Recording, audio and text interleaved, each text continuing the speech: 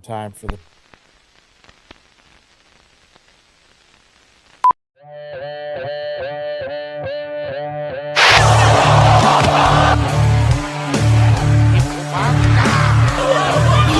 Here we are to talk about professional wrestling. Nobody knows the whole story, so I'll tell you. How about you, Jason? Oh, this is like a murder room. This is great. Lots of black sex magicians out there, right? And look down like, what the fuck? Oh, we're gonna just do it this way and nobody's gonna stop us. I want to show that a real champion has to do things for the community, for your people, for other women, you know? In this business, what you sell is emotions. If you manage to get people invested, you did it. That's for sure some videotapes. It's time for another MMM show.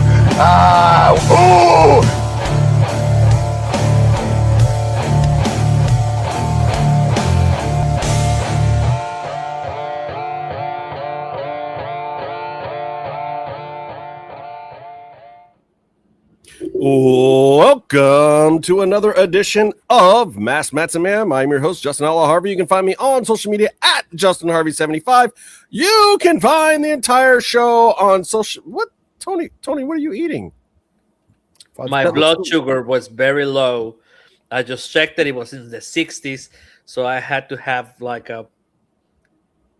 Is that a Dove bar? No, it's a Magnum. Magnum. Oh, you got money. I'm sorry, I forgot. Tony got real clients and money, so Tony can afford the Magnum. Anyway, yes, you can find the entire show. I was choking right before this at MMMshow75. Before I forget, I don't know why the Ohm Face thing is already up, but you should go there anyway. Because I know I'll totally forget. I barely know anything that's happening in wrestling right now, which means my opinions are going to be more valid than ever. But I want to send an amazing 40th birthday out to our homie, friend of the show, Thunder Rosa. Happy birthday. Yay. Happy birthday. Pew, pew, pew, pew, pew, pew, pew. Up against a 40. She did that. Jamaican Borns. She did that The ALS Ice challenge? bucket challenge. ALS ice bucket challenge. I thought that was Wait, you. First of all, she didn't just do it. Dumping the ice. No, that was Boss. So, no. First of all, she didn't just do the challenge. She was challenged by none other than Britt Baker. Yeah, that's Good, right. good friend to a Rebel. Oh my God, from, Barrett's like in shock. You didn't know this? Yes, that's what happened 2 weeks ago. Yeah. I saw the ice bucket challenge thing though. I thought it was Tony at first. I was like, wait, is that Tony dumping the ice? No. And it wasn't. So what are you trying to say? She's 27 years old, Rebecca. I don't know what you're talking about. She's 27. She's 27. That's what we're going with. That was how old she was when she started wrestling, and she's timeless. So we're going with 27. So Britt Baker does the she's trying to support Reba Rebel, whatever you want to call her, which is super noble and awesome. So Britt does the ice bucket challenge, and she calls out several people, and then at the end, she puts some stank on it and challenged Thunder Rosa, because I don't think that rivalry's dead. I don't care what anybody says about Britt Baker coming back to AEW or not coming back. I'm sticking with my guns, and I will say right now, at this point in time, the biggest feud you can book other than Brock versus Oba or maybe Roman versus Oba, I would put Thunder versus Britt, the next chapter, up there with the biggest drawing feud that you could possibly get. That's just my opinion. How do you book that though? God, that's crazy. Well, they booked it for an ALS challenge this week, which is a worthy cause, and I appreciate both of them. Though I will say I felt like Thunder was a little light on the ice. No. If you check the video, the ice is there, but it's one of those ice makers from your own fridge kind of thing. So it was crushed ice. So it was like really small pieces. But it was if you see at the bottom of the video, there is a lot of ice in the bottom. Okay. You know who did have a lot of ice? Your boy Sting. He did it too. Yes, Living legend, baby. Greatest. I know, because Britt also challenged him in that video, but I thought you were gonna say Minnesota, but Sting. Who cares about Sting? You guys act like he was a good wrestler. Still putting Whatever. people over in retirement. Yeah, whatever. Sting. Yeah. Sting. Is Byron coming to this thing? does he work here anymore? Does Byron come to work? Do you? He put in overtime last week, hosting. I was working on a short film last week with this kid who had a pretty good part in Obsession. He was starring in this short film that we were doing about an active shooter at a high school. I can't say anything more than that, but it was great. We were filming in a high school about an active shooter situation, and my kids came and got to be in it, and I was the second AD, so I was wrangling all the talent and all the extras and doing all the call sheets and all the SAG forms and all that fun stuff. It was a great shoot, though. Joey Rogoff was the director and one of the writers, along with Christian Rose, and it's called OODA, and I won't tell you what that stands for, but it is an acronym. And go look it up. It'll be hitting the festivals later this year, and I think they're going to try to get a feature out of it if they can, which they might, because it's pretty solid stuff. It's pretty good material. But yes, so I was not around. For those who don't know, I typically work in reality, and so does Brian. What's that guy's name? White guy. Yeah, the Money Mark guy.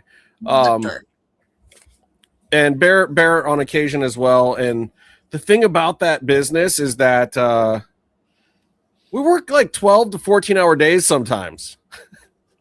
And me being the second AD meant that I was doing call sheets and extra stuff. So I was basically working like 14-hour days the whole last week. So I have not watched a lot of wrestling, but that's not going to stop me from giving some picks for the AEW pay-per-view this weekend. And it's not going to stop me from talking some trash about what's going on with WWE right now. But that brings me to the OMFace big question of the week. Use our code MMM20 at www.omface.com and you'll get that 20% off and free shipping in the coastal US and the lower 48. But the OMFace question of the week is: Mike Santana going to make any bit of difference in WWE? Let's talk about it. Oh, Coma's like, God, I like the guy. I don't even want to talk about this. I feel so bad. Coma, come on. Why are you hiding from it? I don't know. It's a bit of an awkward thing to seeing him roll into NXT like he did. It didn't move the needle for you, did it? It didn't, man. It didn't. It was just. I guess it was expected, but at the same time, it was like, where are we going with this? Where are we going with this? You know, and we'll see what's going to happen from here. But yeah, I'm going to need a little time to stew on that one. I'm going to stew on that one. For me, it was. By the way, my name is Tony Allen. You can find me at Tony S. Allen, Tony SD.Allen everywhere. Because our host here today, so I was dying before. No, I gave your time to Thunder Rosa for her happy birthday. I'm sorry, I was getting over your talent. Yeah, rundowns and everything. God damn. Anyways, also Thunder Rosa is the number one contender for the CMLL National Championship. Wait, is that the actual factual name of the title? Hold on, no. It's the national. Yeah, it's the CMLL National. It is. That's what it translates to. The what's it called? It is sanctioned by the Mexico's. Hold on, I got it right here. It's a real national title. It is a real national title. Yes, because seeing a lot of American fans don't understand this, but in Mexico, wrestling is sanctioned like boxing. It's sanctioned by the same commission. Yeah, there's a sporting commission by regions, according to population, that actually sanctions professional wrestling. Yes. So the title is an actual sanctioned state title. Yeah, it's a Mexican National Women's Championship. And it is sanctioned by the Mexico City Boxing and Wrestling Commission. So, and she is the number 1 contender, and she will be defending it. She will be defending. She will be challenging for it. Challenging India Sioux on. She's July had it for a while now. When did she get it? I think she had it for like a couple of 100 days. Let me check. Yeah, I feel like she's had it since the beginning of the year. Actually, I think last year, brother. I've only seen her wrestle with it maybe once or twice. March 7th. They don't do a lot of singles on the episode or the shows that I've seen. No. So like, yeah, it's like multi-women's match. Yeah. Thunder had a singles match that I recall that was the only one that has been a singles match about at the beginning of the month. So is she ready to have another singles match, or is she like garbage one-on-one now because she's been wrestling in all these trios and stuff? No, but she beat the shit out of this girl the last time. I know. She's good to go. She's not very nice, Tony. Your client's not very nice. Well, she's a world champion, and that's the only way to be it. Because I gotta say something. People are complaining about Kevin, my homie, and I will say this: fuck Darby. So the Knight, Kevin the Knight. Kevin Knight, yes. I have a funny story about that. Darby. Yeah. Did I start it when I said Well, that? it turns out Kevin Knight's not as nice a person as we thought he was, Tony. I would not say that. I don't. I feel like he's a little bit of a rudo. I don't know. I don't know about that. I think he's just doing what he has to do. I feel like maybe you're a little bit of a rudo. Am I? I don't know. Am I? Yeah. I don't know. I have to get things done, bro. I don't give a fuck. Heel manager Tony in the house. I gotta do what I gotta do, man. You know. I mean, if Thunder ever goes heel, I think you should be an on-screen character. I think that would be. No, I will get canceled immediately. But that's what will make it so much fun. Everyone will want to see you get murdered, canceled, whatever words you want to use for it. I think that I will be worse than MJF. So yeah. Yeah, which I think is good for ratings. Yeah, probably. We'll see. Cowboy, baby. I don't think she will ever be a heel because I don't know if she can be. And it's not that she couldn't be a heel. She'd be a wonderful heel. It's just that AEW has flip-flop turned so many people that I just think they should. Anybody that they have that is just really solid one way or the other right now and has never gone the other direction should just stay. Like, don't ever send Orange Cassidy heel. Don't ever make Thunder heel. Like, just don't do it. It's not worth it. And it will be very hard because also we have all this, like good, like saving people in Good Samaritan events and shit like that. Yeah, it'll be kind of hard to like curse at people and then go and like whatever, man. She was out ringing the Salvation Army bell and then showing up and torturing a high school student in her own promotion. She can be a heel and still save lives. That was a great time though. I grew some pretty cool stuff back then. I was very happy. And she was also like super white meat baby face on AEW at the same time that she's like torturing the 18-year-old girl on her own show. Yeah, that joke was hilarious, man. Yeah, that was a very eclectic time because she was like a complete goody two shoes and then slapping kids in Mission Pro Wrestling. But it made sense, too. It was the tough love thing. It was the girl, do you know what I had to do to be a champion? You're going to be my champion. You have to go through it or you don't deserve to be a champion. It made sense. Initiation. It was. A little hazing. A little hazing is fine in wrestling, right? Bear, do you care at all about Mike Santana, former AEW superstar Mike Santana? Well, you're asking if it's a needle mover, but I don't think we put needle movers on NXT. Needle movers tend to go to the main roster. So, I mean, does a move needle? No. Is it interesting for NXT? Yeah, because I think NXT kind of let's be real, lacking a little bit of the guys' division of knowing quantities. I guess there's a lot of like kind of not so knowing, I mean, not to say there's not talent down there. I just, they're all raw kind of coming up, and Santana gives kind of that vet hand down there, and he proved it in TNA that he can do it. And, it's another TNA to NXT pipeline that you're seeing.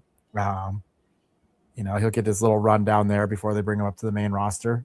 But, he's not, he's not Will Ospreay going to WWE, Right. It's not a move. It's not a big move. And I feel bad for him too, because it's like, I feel like TNA damaged him at the end. They had him in such a good position, end of last year before they went to A&E. Like, I thought that if you, or AMC, I'm sorry. I thought that if you had really run with that, Santana coming into NXT right now would be a big deal. I mean, I feel like he would at least be getting the Joe Hendry level rub, but he's not. Not so far. And look, it's very early on, but like the crowd popped, the 100 people in the room popped, but watching it on TV, I'm just kind of like, okay, yeah, he's here. Who's he gonna fight? Evil? He's gonna fight Tony D. Like, he's already on the caliber of those guys. Yeah. He's already fought Evil before in AEW and Forbidden Door kind of things or whatever, crossovers. Like, he'll fit right in with those guys, but even when you bring him up to the main roster, like, what do you do with him? Like, to make it actually, like, you want to be, entertained by him, And this is my whole thing. Like, I feel like, okay, yeah, NXT is great, but what I'm going to have to see out of Santana for anything he does to matter is he's going to have to put promos on another level. We're going to have to see some of like what we got out of Carmelo and Trick for him to resonate. Like, they're going to have to find a storyline and find a reason for him to talk, because wrestling wise, yeah, he's as good a hand as anybody on the main roster already. So that's clearly not what we need to see. What we need is some level of character development.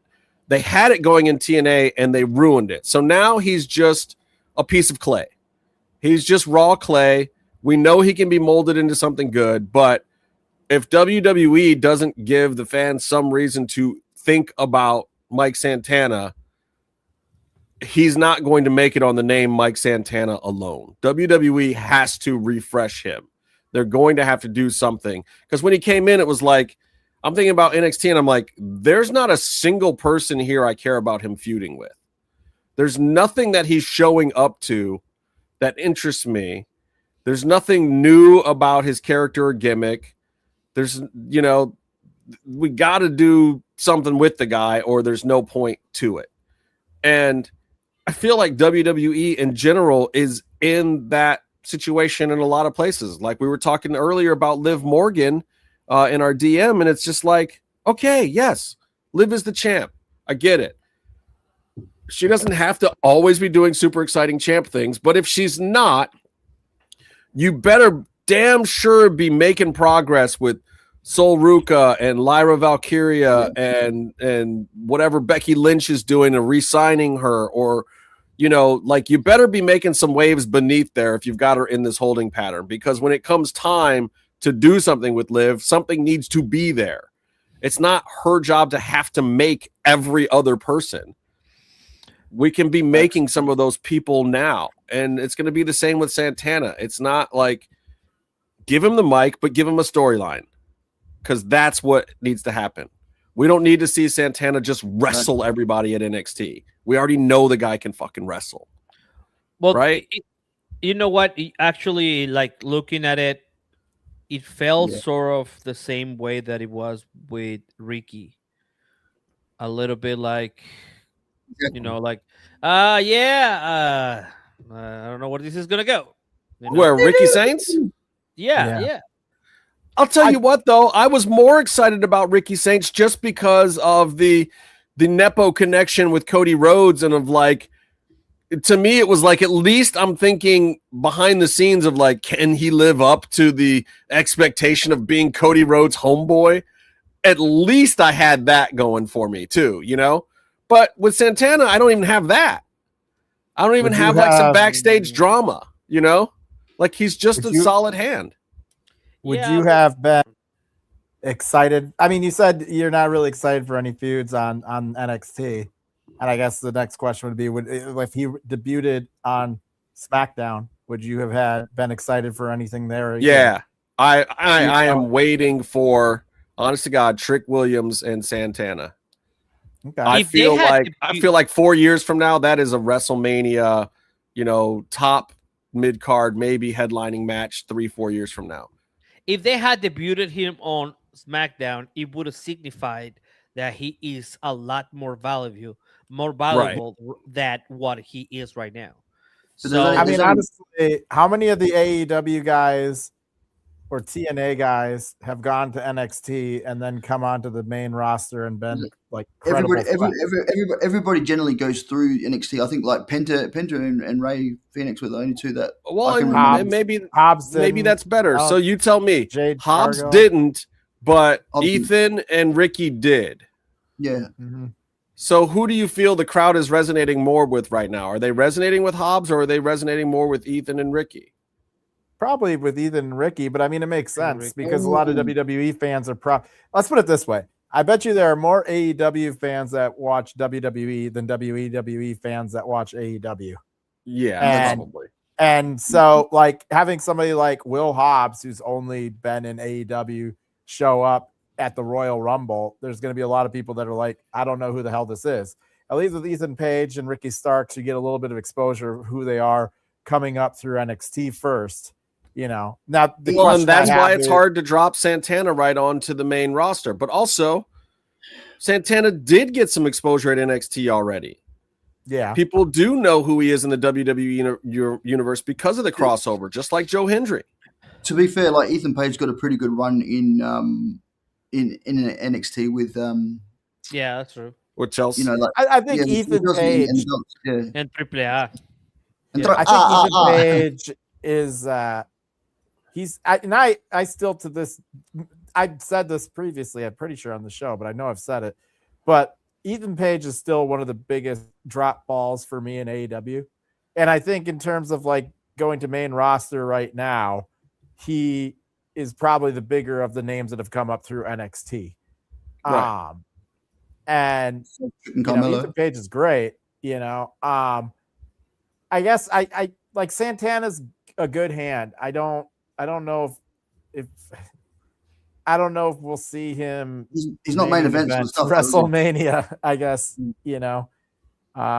We'll see. I'd like to see him there, but I'm just wondering at this What's point the what it's space? going to take for him to get there. But Watch this space. yeah, it'll be interesting to watch. And let's not forget the other AEW crossover to WWE that has done, I'd say, okay. Danhausen. Sure. He's the other one sure. that went straight to the main Yeah. roster, him and Hobbs. And of course, Cargill, but that was a whole different experiment altogether. And I don't know how you judge that as a success or not a success with Jade. I think the jury's still out on whether or not that was a mistake or an excellent acquisition. Judging I WWE. guess it's interesting to me that there's only like I can probably Danhausen's one, but Danhausen's like a weird, unique case. Like he's a pseudo wrestler, pseudo entertainer. He fits the WWE style more as like an entertainer. In terms of like guys that have left AEW and then go to WWE, I think there's like I think Penta is really the only one that I can think of that is in any different space than they were in AEW than where they are now in WWE. Yeah, I guess you're right, because it's funny to me though, because I don't even think of Penta as an AEW wrestler. He was there for a long time though. Yeah, I mean, he was in but he's AEW also- longer than any other promotion. I think he was in They- AEW longer than he was in AAA. Penta's kind of a WWE. nomad, though. Probably, yeah. So Penta was, he did a lot of Mexican wrestling. Went to Lucha Underground, did the TNA thing, did the AEW thing. I mean, he's traveled. He's well traveled. So I could see why he would not be like strictly like an AEW guy. Cody sometimes doesn't feel necessarily like an AEW guy. He was there for a little bit, but I think He made the company. I know, but it's weird now that I think it's Because he had the history. it's interesting because he made the company, so he was a big thing in He was kind of involved with AEW. the company, No, I understand that he helped create it, but I would say that Moxley and Jericho for me were bigger draws to AEW than Cody was. So, and then Cody, within like the first year, decided I'm just not going to go for the main event title anymore, and basically put himself into the mid card. And so then he goes to WWE and is actually better positioned in WWE. Arguably has a better run in WWE than he did in AEW. And so to me, it's not even arguably 100%. Yeah, I know. Exactly. I guess it's exactly. So then it's tough for me. Like I know he's OG AEW, but like how long was he even there? I mean, he dipped out kind of right at the peak of it. And I think he made 3.5 years. He was there for 3 years at least in AEW. I bet you 3 years. Prior to AEW had a bit of a good run in the WWE as well. So you got to keep in mind the previous history is there as well. Yeah. Yeah, and so he always feels more WWE than AEW to me, even though he helped found AEW in a weird way. Stardust. I think there's a lot he wanted to accomplish too. Like besides not just obviously if you have a look how he came into AEW, like in that sort of main event sort of status, and then there's a lot he wanted to accomplish with Dustin as well, like with the tag teams and stuff like that. There was a lot of good matches at the start with them. What if Cody teamed up with Penta and came out also like a ninja, but Stardust Ninja? Yes. And they called him Throwing Stardust because it was like a ninja star. Okay. Wow. I was like, ninja or ninja? My ninja. Ninja. Yeah. Okay. And that could be the name of the team. My ninjas. We're talking about the story all the time. Which chapter are we up to with Cody? Like, we're making Bear uncomfortable with this conversation. Me? Okay. No, he's Cody Akeem Rhodes, man. I get it. That's right. That's my man. He got his court. Well, to Gotch's point, right? Like Penta and Cody were there from even before the company was called AEW. They were there at the original All In. That's how much part of the whole thing they were. No, and the thing is about Penta and Cody is I think even though Cody's run was kind of ended not so great in AEW, I think for me personally, I saw Penta and Cody as like legit guy. Like Penta's been one of my favorites since Lucha Underground. I mean, he's always had that it factor. A lot of these other guys, we've seen it. Mike Santana's 35 years old. Like, is there going to be another level that Mike Santana can get to, or is this it? And if this is it, all right, he's a good hand, and I'm sure he'll do good on the roster, the SmackDown roster, and he might be an Intercontinental champ, but like that kind of feels like what his ceiling is. Well, he's got 3 years, and he might be one of those guys that in those 3 years works his way up to the main roster, and then they cut him. Yeah, I mean, we've seen it happen before. That's the way it goes now. Yeah. I mean, it does seem like if you're not the top guys, and the top guys in WWE are probably going to be your homegrown talents, your Braun Breakers, your Obafemis, the guys that aren't just like well-traveling veterans out there. Unless you can catch lightning in the bottle like Penta or like Danhausen when you come in. But those guys have like very unique charisma about them that I just don't see in some of the guys like Ricky Saints or even. Well, that's why I said I think it's all about the promos for Santana.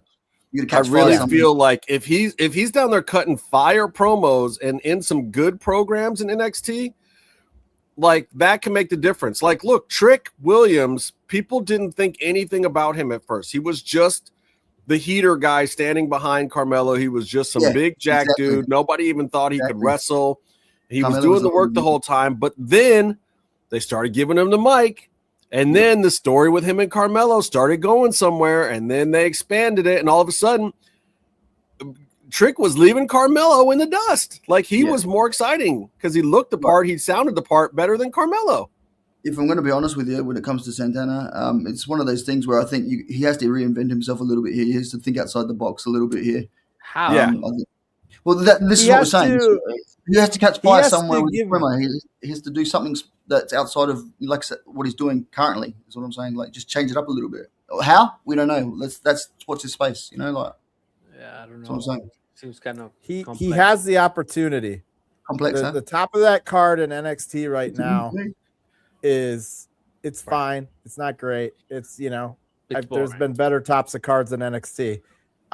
There is opportunity for him to come in and deliver, but this is like, this is going to be his best chance at really establishing himself, because when he gets to the main roster, if he doesn't do enough down here, he's going to have a pretty low ceiling when he makes it up to the main roster, I agree. We'll see, because I think like straight cut babyface Puerto Rican guy is not going to move. Wait, he's Puerto Rican? No, I'm kidding. What? No way. No way. I think he's going to have to expand the Scandinavian. character past that. I don't think Jimenez. that's going to do it, but we'll see. Yeah.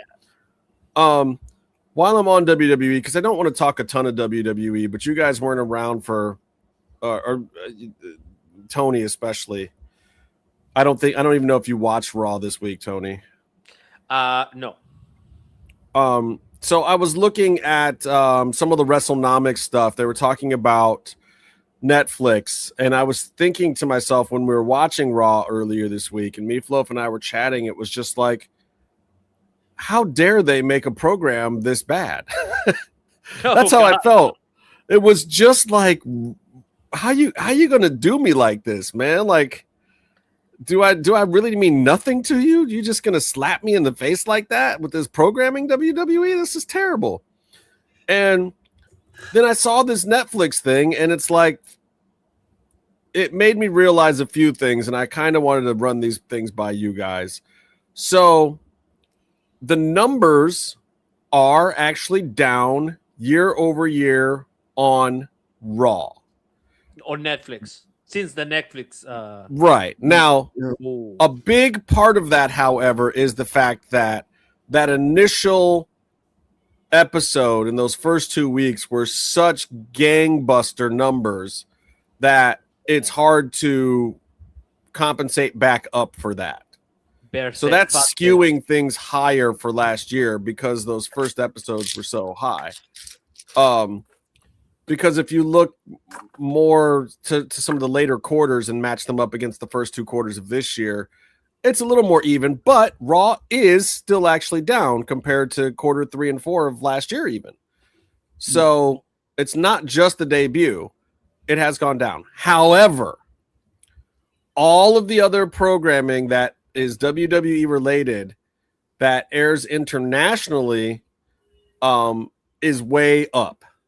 SmackDown is up year over year on Netflix. The pay-per-views are going up. And by the way, Royal Rumble, highest rated pay-per-view on Netflix, did more. Now, WrestleMania did more overall, but that's 2 nights. But the one night of Royal Rumble beat out both individual nights of WrestleMania on Netflix. So that's not including the ESPN numbers. What's that? Wow. What was it on? Yeah, because internationally, yeah, probably. Because we're just talking like everywhere that gets to see those pay-per-views on Netflix. Yeah. So that's not here in the US. That is an ESPN number, and their metrics are different. And they're also, wondering like what the VPN streaming ratio of that is, and this, that, and the other thing of people trying to avoid the $30 paywall. But realistically, so many people get ESPN Plus also as part of their current packages that kind of evens out the more expensive paywall from what people were paying on Peacock.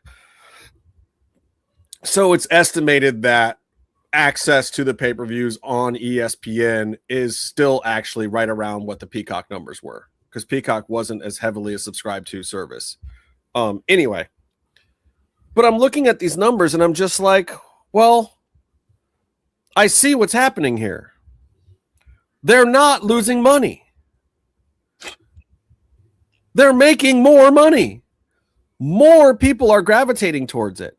They're adding more advertisers and more sponsors that want to work with them in higher end companies. They're putting more and more ads over wrestling content time here in the States and some internationally too. they're not doing poorly with the product that they currently make. So how then do fans exhibit to this company that your product is turning into crap when the numbers don't tell them that? Like when Coca-Cola did their experiment with classic Coke and new Coke, they were like, we really want to update the formula. The people let them know what they felt about new Coke. It didn't work. And then they separated and had Coke Classic and new Coke. And then it got to the point where it was like, why are we pushing this new Coke thing? It doesn't make sense financially. People just want Coke. So let's just give them back Coke. And if we do something other that's not ever going to be new Coke, it's going to be Coke plus Z or something, whatever. Ooh, Coke Plus. That's good. They figured it out. Like, but us as fans, and we don't really count because I think we're watching this stuff right now so that we can talk about it on this show. Because I don't know that if we did this show, I would turn on WWE right now. I don't watch it. I can't say that I would. Yeah, I would we're probably talking about it. Right. I mean, it's part of the industry, and part of what's fun about this show is talking about stuff. But I don't know that watching it for 2 hours to talk about it is even fun anymore. I don't get a lot of satisfaction from watching it. I'll watch some highlights on the internet. That's where I'm kind of at with it. And, and so, I don't know. I feel like my opinion might not be as much because like you're saying, but this is not WWE's. There's been times where the creative's been jack shit, but they've always kept getting more money and being bigger and whatever. You want the answer to that question, you drink Pepsi, go watch AEW, I guess, and like the only thing that they seem to even have, even just like they can downplay it all they want, but they definitely look at AEW as competition, or they wouldn't be counter programming them every chance that they get. And like you've said in previous pods, that it's probably less so much that they counter program to take any viewers away from AEW, but they're probably counter programming so none of their viewers leave and look at the Pepsi and say, you know what, this Pepsi kind of tastes kind of like Coke, but like if the Coke wasn't expired 2 years ago. And that's kind of what I feel like with WWE in general. Is it's like that, Coke, but with blood in it. No, it feels like Coke has been Coke for God. You still got Randy Orton main eventing in WWE. The man's been main eventing WWE since 2003. We're talking. It's Coke Classic, and it's the main event scene has been pretty much like stuck in place. Roman Reigns has been up there. Seth Rollins has been up there. I mean, the guys that are at the top of the main event have been the guys that have been at the top of the main event for 15 years, 10, 15 years, 20 years, and so it's like there's only so much except for Cody, and the fans are getting tired of him. Yeah, because like he hasn't been there for 20 years. Yeah, but he actually has been there for quite a few years. He might not. He has been around for 20 years, and 6 or 7 of those were in WWE before he even left. Yeah, and so for me, it's like the thing that like bums me out is like, all right, you had your like Universal title that Roman held hostage for God knows how long. I can't even remember, thousands of days or whatever. Yeah.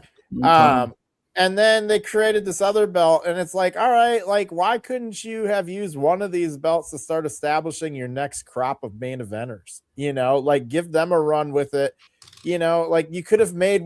That's one of the things that I kind of like about what AEW is. Like I rag on AEW's titles things, but like some of the stuff they do makes sense. The title that the international title as like a 1B title where you can kind of experiment around with some of their up and coming guys by giving them that belt for a little while, and it's Which one? Main event adjacent belt. International. It would have been.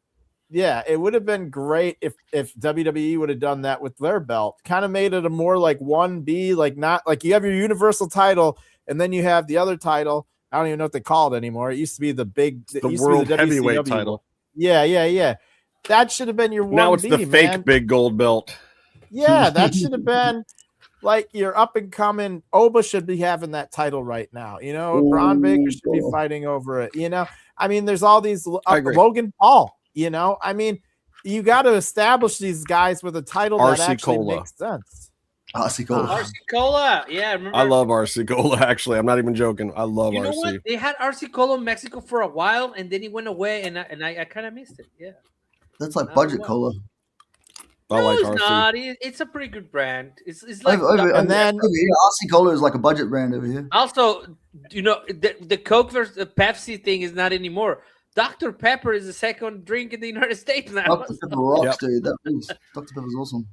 I got to say this about WWE. I feel that AEW is more of a Dr. Pepper kind of a thing. You know, right? When it comes it's to just a complete alternative. When it comes to those two, though, sure. what is it? Because I feel like Americans lean towards Pepsi more than Coke. No, it's Coke. No, it's Coke. It's Coke by a long stretch. Yeah. I mean, it's Coke. It's McDonald's. It's just. But here's the thing: Pepsi owns like Taco Bell, Pizza Hut, Long John Silver's, KFC. They own all these restaurants now, so you feel like it because they're very visible, which is very intentional. Yeah. But that's just because they're visible in the restaurants that their ownership group is part of. Don't forget Pepsi Fuel as well. What you have to do when you turn 40, you know, you just have to get your blood test. Like, wow, old man. Ow! I'm still 12 years away from that, so I don't have to worry about those things. Get your insulin, buddy. What I was gonna say too. And now so, I mean, you guys know me. I've given programs at WWE A ratings when you guys have thought I was completely insane. I'm not a WWE hater, but when I left for a couple weeks and came back this week, you doing good? It's fine. It was really low. Yeah. So I just had like a whole popsicle, so it's fine. So it should be. It was really low. It's really. If it wasn't up there, that would be bad. Jelly beans. Keep your jelly beans by your side, mate. If you didn't spike up, that would be like, hey guys, I'm out. So, but here's my issue. So I was gone for a couple of weeks from WWE, and I come back, to find that WWE can't even WWE anymore. Which, one of the things that they've always been good about, that some people like or dislike, but has never been questioned, is you can turn on the show and they give you a package explaining the stories. And they typically make sense. If you haven't watched for a couple episodes or a week or whatever, you come right back in and you're right in the mix with whatever's going on. Run it back. I didn't understand at all how we're getting to this Seth Roman thing. Who's a babyface? Who's the good guy? You send in Royce Keys, you send in it's like this super schmozzy thing, and I get that, but you it's a schmozzle. It made no sense. And here it is. I've only taken 2 weeks off from the product, and I come back, and I do not understand. And we're talking multiple storylines that and WWE is playing these packages. The packages don't add up. It doesn't make sense. And that's a big problem, because even if you're going to be cheesy, dumb WWE that isn't doing anything to please us smart marks, if you have a show that now the casuals can't even tune into and just get some jollies out of it, that's going to start turning people away really, really fast. Yep. In my opinion. Apparently not. Well, not so far, but last year, even when the storyline sucked, the packages were still good, and the packages still made sense. But whether you liked what it was going, but now we're to the point where the packages. Can anyone make sense of Roman Reigns versus Seth Rollins to me? I mean, the Shield brothers, and they're in career. They're career rivals. They're going to have those rivalries. Yeah, you're right. They're Batman and Joker. Bring John Moxley back, and we might make something of it. I get what you're saying, but I also share another podcast in Spanish with Dani, la de las luchas, right? So she is like a fervent WWE fan, and I don't see her ever being like, Oh, that does not make sense. Like, I don't. Okay, well, so ask her this: between Roman and Seth, who is she cheering for and why? Who does she see as the good guy and who does she see as the bad guy? Tell me next week when we come back here what she thinks, because I'd love to know what a casual fan or a fervent like believer in what they're doing thinks about this stuff, because it doesn't make any sense to me. And I'm not a guy who hates on WWE until No. I get that part that you're saying, because you have been given insane ratings that should not have ever happened. Now see what happened. See, this is the problem. When I told you, and I told you this before, if you give them those kind of fucking ratings, they fucking slack off and they all shit. It's my fault. Yeah, it is. I understand it's my fault. I know I got Tommy Dreamer fired. I know I'm the reason that WWE is doing this garbage stuff now. Yes. Everybody got them. Yeah.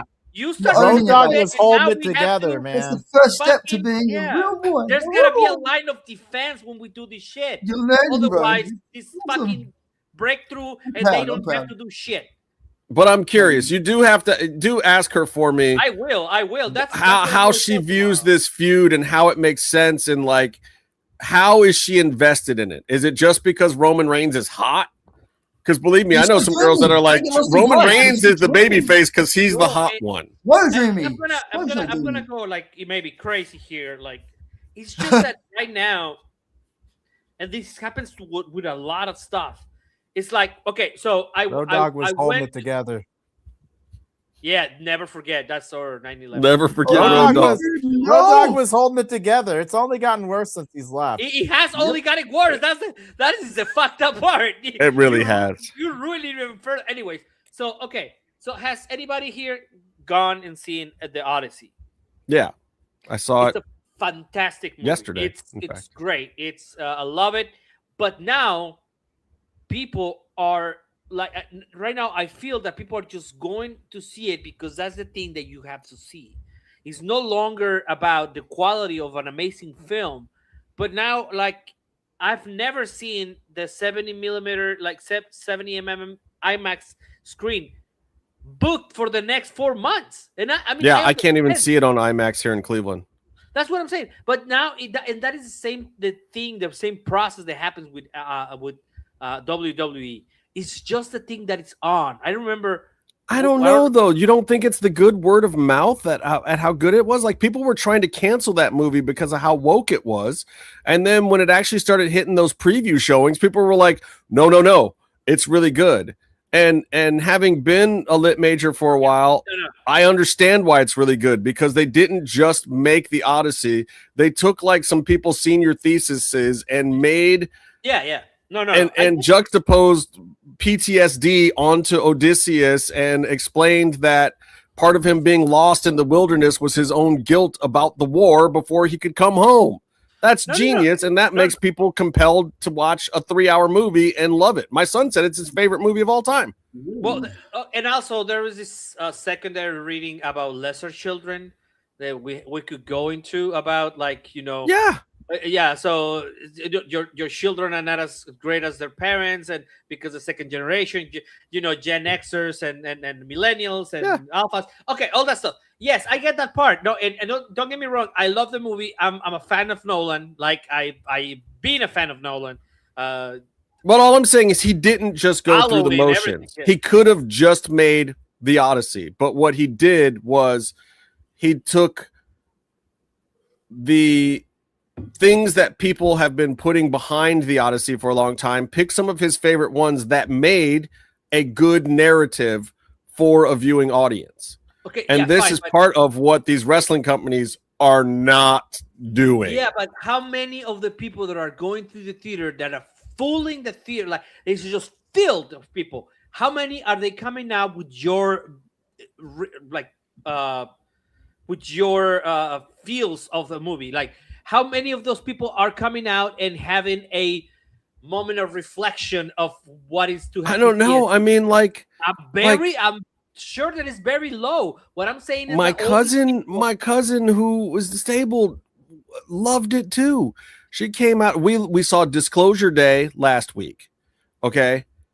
And I liked it and my son liked it, but also she was confused by it. She didn't get where it was going. The spectacle of it and the visuals didn't matter to her. And she normally likes, a Hallmark romance movie. She saw the Odyssey, sat through all 3 hours of it. She has trouble following stuff. My mom, who has some memory stuff going on, like she sat through all 3 hours of it and loved it. Like, I really think I get what you're saying, that like, are people just doing it because it's the thing to do? Yes. And I think with WWE, the answer is yes. With the Odyssey, I think that even if they are doing it, there's still some edification to it. There's still something that they're coming away with at the end, which is propelling it even further to the next group of people. I think people might be doing that, but they're coming away with something. I don't feel like, and you can ask Dani, but are the people that are going to WWE, do they feel like they're coming away with something right now? Because I sure as hell didn't this week. Well, it would be like if the Odyssey, Matt Damon's character made it home, right? And you're like, yeah, man, that was a really, really good story. And then they just kept doing the story. Like the conclusion happened. It just kept coming home to a different place. And he gets lost back into the woods again because what you're describing is what they did with the Cody Rhodes story forever. And then Cody Rhodes happened. Like kick him in the balls Cody again. Rhodes, let's throw what if we put Odysseus on another island where he was stranded with amnesia? Yeah, but bingo. That'll be WrestleMania this year. What if we put him in another war and then he gets lost again? Yeah. But like Cody Rhodes has had, like, what character development has Cody Rhodes had? What character development has Cody Rhodes had since AEW? I mean, like, he's the same babyface character that he played in AEW. He's the son of a plumber, man. He's the son of a plumber. And at some point, if you're going to keep these guys in the main event, then you need to, like, you want to talk about Santana reinventing himself. These guys have to reinvent themselves too sometimes. And Roman did for a while, and that's why he had that great run. But at some point, Cody Rhodes needs to do something different, and he's done it. We've seen him heal it up on the indies, and he's great at it. And if he wanted to do that, WWE would be 1,000 times more interesting, But instead, they're going to. I agree. Cody Rhodes is the hardest working man in wrestling, yet at the same time, he needs to do something. Because he ain't doing shit, and yet he is working harder than anybody out there. But also, he's not doing shit. He's not throwing anything, exactly, and that's a shame. And the other thing too is like being old school wrestling fans too, as well, that you've seen it all, and how WWE sort of come up and evolved. You sort of you have your ceilings because of what you've sort of seen. So for the newer fans coming along that haven't seen that sort of stuff, they probably more susceptible to the sort of stuff that's on TV at the moment, I would say anyway. But for us, it's like, because you've got those ceilings, it sort of doesn't really amount to a viewable content. Yeah, I don't know what they do, but dear Lord, do something. He's doing a lot, but none of it's interesting. You guys want to talk about this redemption card? Well, we might as well. Yes. I'm ready for it. But before we're taking tips or what? We're doing tips? I love the Odyssey. I'm going to watch tomorrow on IMAX, and then thank God we have a 70mm projector in Mexico. Because there's no where in Monterey here. It's Tony's Lounge Room. Oh. Yes. So I'm gonna see. I like how Pato was telling me I have a better chance of seeing it in 70mm when we go to Mexico in 2 weeks than I do up here in the States. Definitely, yeah. Well, they have to open new every day. They did a new showing because they all got sold out, and they was like, oh, we are adding one on Saturday, and then I went into the website and I could see the seats being taken. I was like, oh, fuck, never mind. So, all right, I'm gonna get a piece of paper and a pen. Uh-oh. There's 4 of us here. That's enough for a quorum, as they say. Where's all my paper? I gotta go grab some paper. I'm going for the. And we're gonna talk about AEW redemption. Wow, we lost him to the David the David Lynch background. Yeah. Creepy shit. Very Lynchian. Okay. Stupid on the Peter Jackson one. Folder here from I thought Byron was gonna be here, to be honest. Yeah, I don't know where he is. I thought he was going to be here too. He barely watched Dynamite tonight, so he doesn't really have anything to contribute. No, but he has to be here for the other thing. Om Face ad. He's working on a new Om Face ad. Well, good, because I didn't do an Om Face read, but I did plug it. Okay, the buy-in for Redemption is a fabulous match featuring a celebration of the Rougeau Wrestling Dynasty. That's the only thing that's on the 0 hour so far. So apparently we're not giving predictions on that. Do we still need? Do we still get Collision? Yeah. I don't know. Is this on Saturday or Sunday? Sunday. No idea. Sunday. It's on July Sunday, 26th. so then you should still get Collision. There's a From Collision. the Bell There's, Center in Montreal, Quebec. Somebody has a match on Collision. I can't remember who.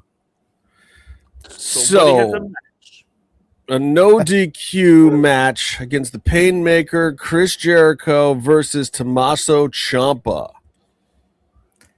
The Painmaker. I bought a Painmaker shirt for the walls. Coma. What is it? And I don't think it's going to show up on time, and now I'm up to Bear.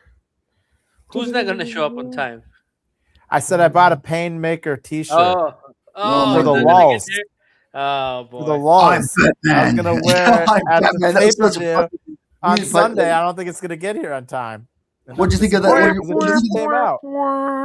do you think of the Painmaker? PK, make it happen. Expedite that shipping. What do you think of the promo for the Painmaker in there?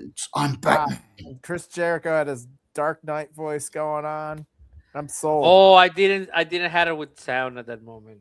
Oh, Bex says Ciampa. No way. No Ciampa? No way. It's Jericho's version of the Demon, man. It's got to be Painmaker. I don't know, buddy. I think he's got to put him over. Bear takes the Painmaker. Tony, are you taking Ciampa, Tony? Yeah, I am. Yeah, I think so. Well, guess what? I'm always wrong. So am I. Right? I am going with Tony on this one. I'm taking Ciampa. I feel like for Chris Jericho to stay relevant, even in Canada, I think that he's got to do the job here. Yeah, I think that's the reason why he's here right now. Yeah. And I think this to get away from being canceled, Chris, I feel like he's got to put Ciampa over here, or the IWC is going to revolt on him again. And if they make the mistake of him not putting over Ciampa here, it really could backfire on Jericho. Yeah, I think we're going to have a really interesting show next week if he wins. If he wins, this is going to be fun to it's going to be fun to do. If it was Jericho in the pay-per-view, I would agree. But it's the Painmaker. I get it. But it's the Painmaker. And it's Canada. Yeah, I get right? it. This thing is in, where is this? Montreal? Yes, Montreal in Quebec, Canada. In Quebec. He could take some wins as Painmaker. You know, if it was Jericho, I would think Jericho's But I think that's the reason why, because if he's going to put him over so that they can try to position Ciampa beyond, the national championship or whatever, that he has to, that would be the right way to make him somebody. What if Ciampa comes out with an N95 mask on and says, "Oh, bro, Jericho, I see that you're ready to wrestle in Canada." The cinemas won't be liking that. That was my favorite part of that movie, when who goes like, "Oh, did you mean to be captured?" Of course. I just love that. I just love that so much. Coma, do you have a pick? The Painmaker, as Bear has called him, or Tommaso Ciampa? Tommaso Ciampa all day, each and every which way. Nah, you guys are all crazy. Hey, Bear, that might be why you win the whole thing. Maybe we are all crazy, and Probably. maybe you walk away with it. Don't mind if I going do. You I'm are going the for the perfect sicko, score. and you may, in fact, know AEW better than the rest of us. Sickos love Painmaker. That's a T-shirt right there. Wait, how many? Who said the other day? Somebody on the show mentioned the AEW sickos, like directly into the camera, and I don't think I've like seen that on a promo like that directly. Have we? Oh, in AEW, they've been pushing the sicko thing for a minute now. Oh, They, okay. It was they have it on Ospreay a couple weeks t-shirts. ago, wasn't it? Oh no, Yeah. I thought it was Tekla this time. Like the AEW, They've sickos embraced love. it. Maybe. They have like multiple T-shirts with it now.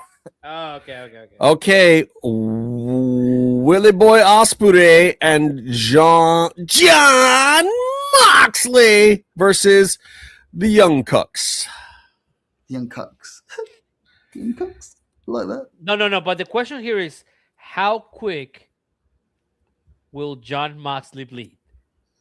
That is the real question. The claret. How much claret? I don't want to see this match at all. I am, however, going to pick the Young Bucks.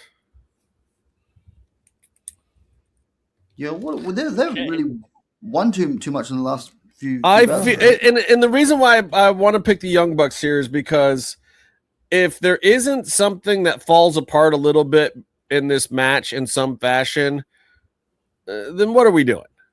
Like, there has to be some storyline coming out of this. If it's just a successful win for Ospreay and Moxley, then there's no tension going into Moxley and Kenny.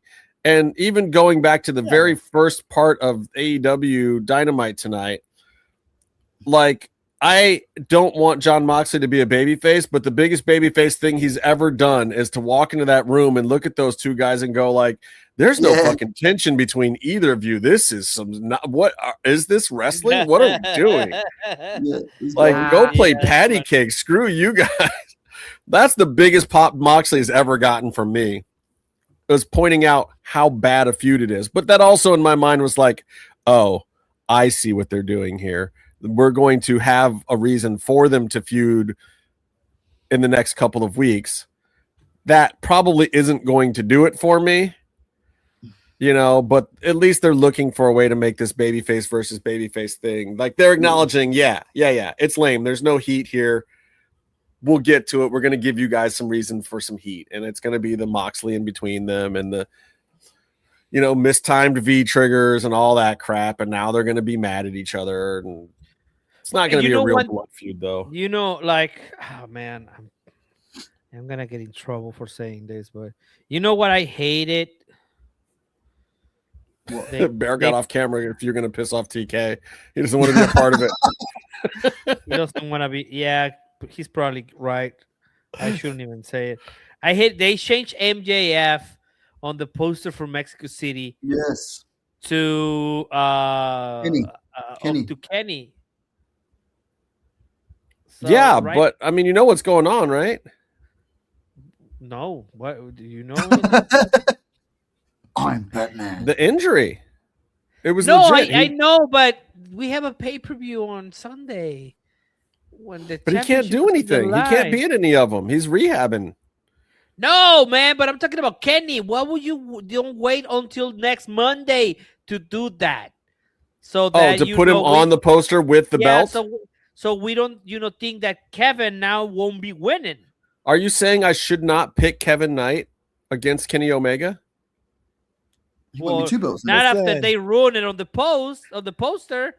Kevin Knight versus Ospreay in Wembley would be pretty. I think what we should be doing with that headlining match when we get to it is actually taking bets on how many false finishes there will be and not who the winner of the match will be.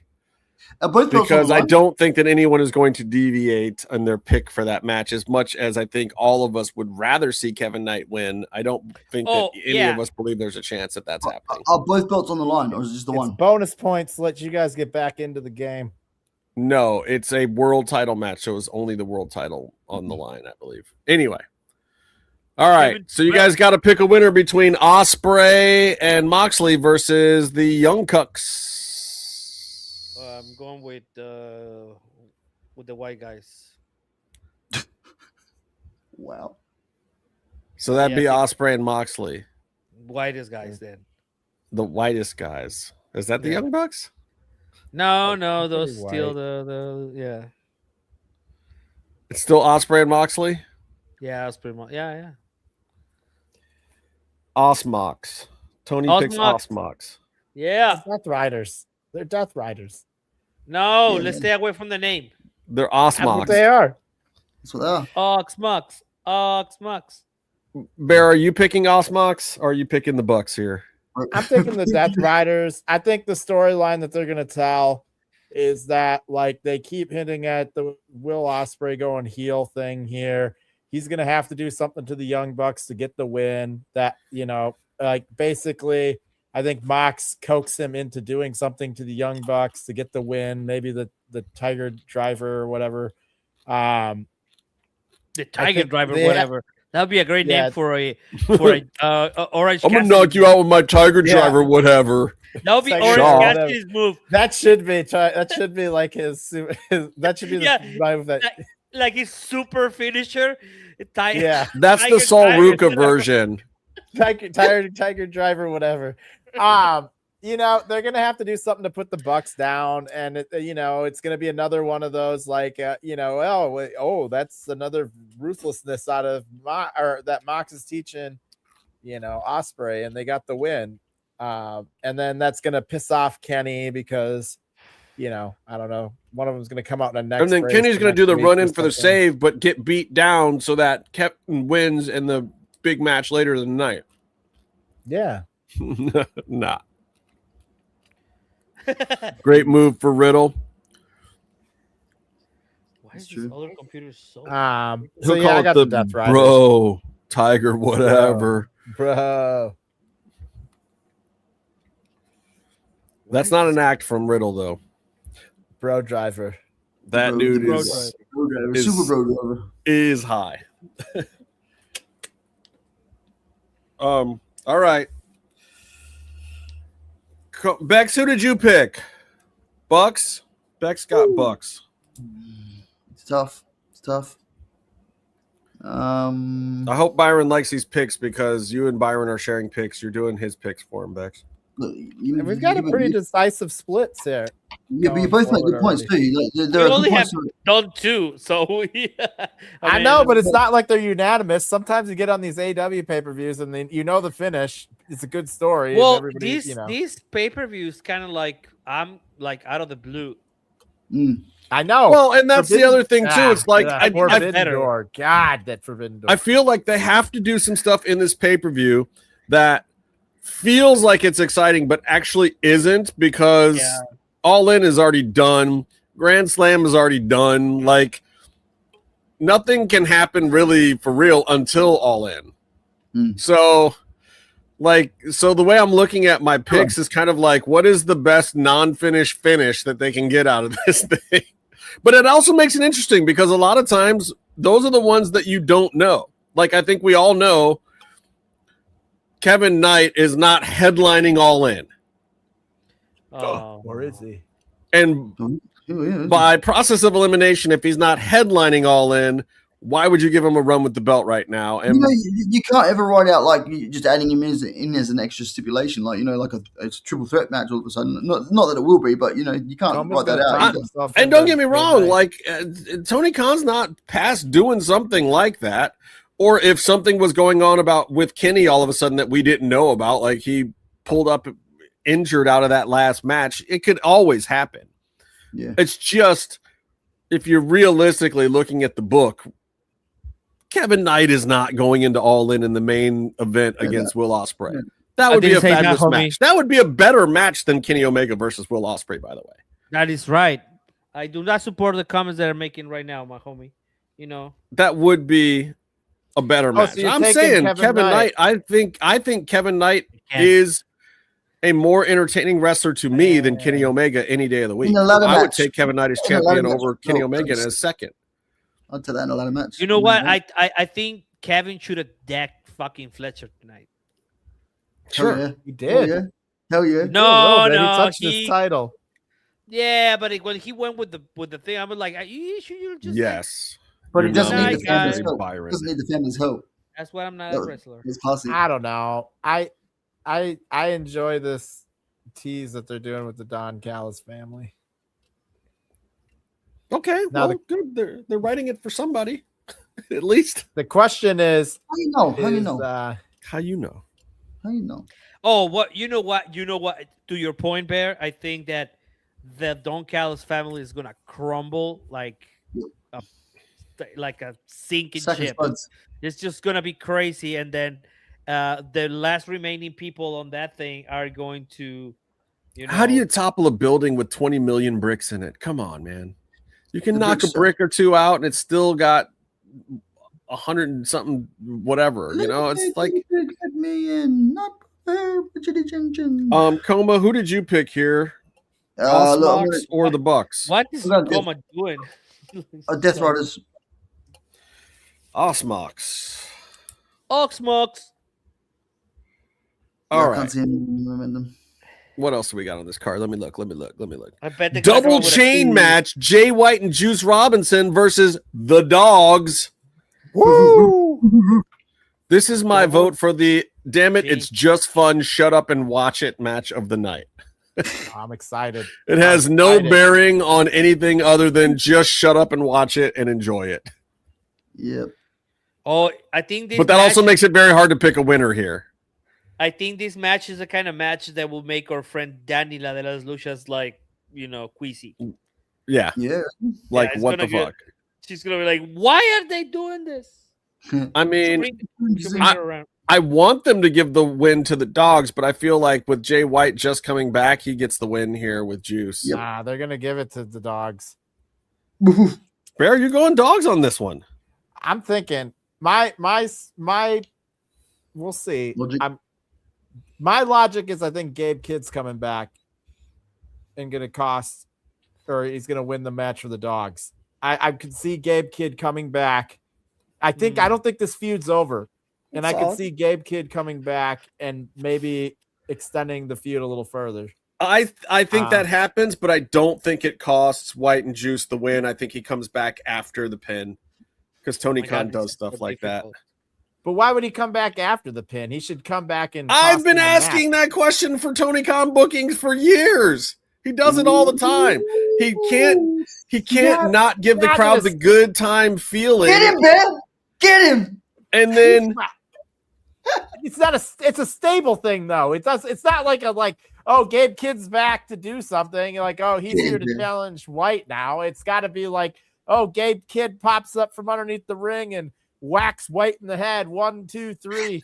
The musical hit, he'll run down to the ring. It'll be totally telegraphed, and it'll be after the match in the big schmaz, which will keep the feud going. But I feel like Jay White and Juice stand tall here because he just came back, and they want to make him feel good about being back. No, I get that part, but I don't know. I don't know.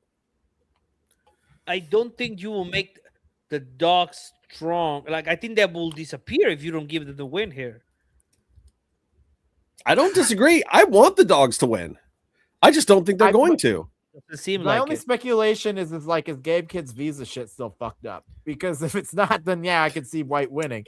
But where is he from? We can check. The UK. The UK? Oh, he's gonna be fine. He was Mexican. Yeah, they will have to do like three interviews, even though you're a world champion.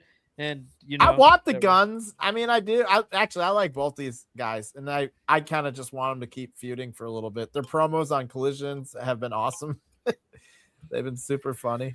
All right, so me and Bex got White Juice. So you're picking the Dogs, Bear? I'm gonna take the Dogs.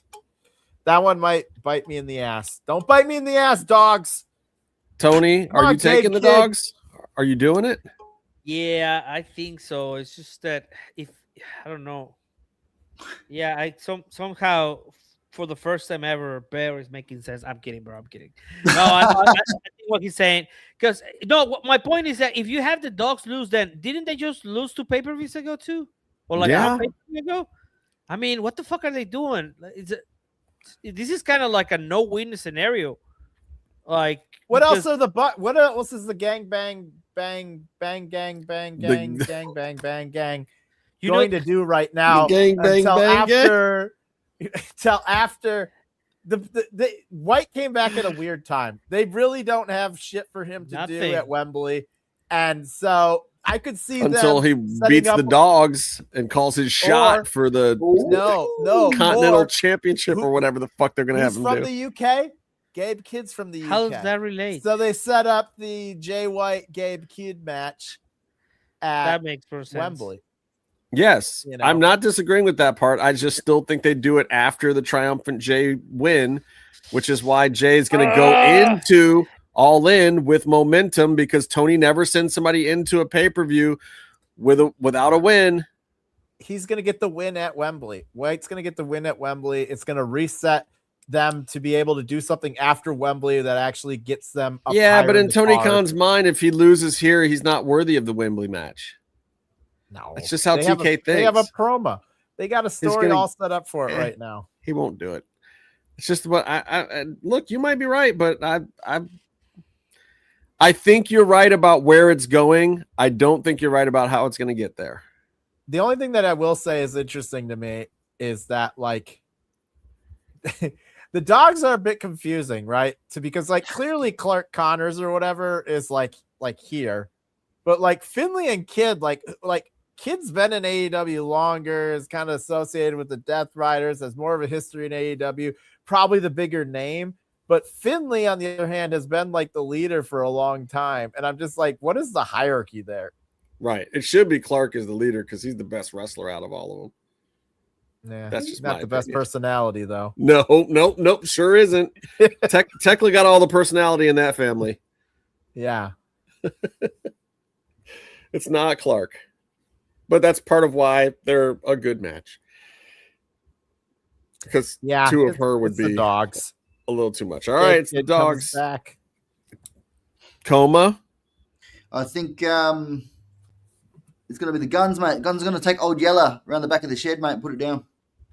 I'm feeling more confident about my pick now. Coma likes the white juice. That's mean. And you're sticking with the dogs, Tony? Am I going with that? Yeah, fuck it. If not, Fuck Bear it. owes me a beer in Mexico City. All right. Cerveza, Quanta Cuesta. Cerveza, por favor. Okay. AEW TBS Championship match between This is gonna be tough. Hikaru Shida and Maya Oh, World. not this one. Hold Never on, mind, this one's not gonna be before we tough. move I further lied. from this, is Hikaru Shida stealing from Cena who stole from Ali? I don't know, but I love it. This is I the don't most know. interesting I've ever been in her, and I am. You been in there? She's like, I'm digging this character. She's won me over big time. Hikaru Shida? Yeah, but evil. She's evil. She Hikaru Shida. That's what they're calling her online. It's not me. I'm a Listen. thick guy right now. Look at this. she's, I'm just gonna say right now, I want Maya World to win. I'm I gonna want pick Maya Maya World to World to win. I think she's got a 41% chance to win, which, but I'm going with the underdog here. I'm going It with would Maya be World. great if she wins, I think. I think it would mean, be amazing I to don't win. know that she's going to. It makes sense to keep it No, on no, Hikaru no, Shida, no. but I'm gonna do my homer pick here. I don't care. hold I'm on, picking hold on, Maya hold on. World. Hold on. Yeah. Let's just 1 second here. Choo- We have a really special show that's going to happen in Mexico City. So you could have her win in Redemption, and then you do one program, and then the next one you have her drop her back to Hikaru Shida. That Yeah. would not be insane. nah, her. She's getting her win against Athena for that belt. That's gonna be her big crowning moment, and then she'll do the thing that you guys always talk about, where she has the Ring of Honor title, and they bring her up to AEW, and she puts on a bunch of bangers and loses. Yeah, Fair enough. it's Okay. very possible. We're gonna call it out enough that TK is gonna surprise us one of these times. Maybe Bandito this week. I just- Bandito's I going to get feel it, like mate. He's this going to is- get it. I feel like this is the surprise moment. I'm going with Maya World. I'm crazy. I'm probably You're wrong, crazy. but I'm not afraid. Yeah, 'cause, Tony? You know, well, hold on.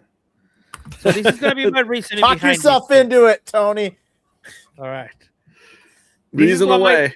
This is my reasoning behind it. That I'm gonna pick Maya is because when she lost on the Owen, everybody was very disappointed, and I think they tested the water enough to give her something. And I think this might be it. And I'm sorry, Sheeta, that I'm gonna say this, and also AEW, don't be mad at me. They've done this with Sheeta, where she's a champion for 15 seconds.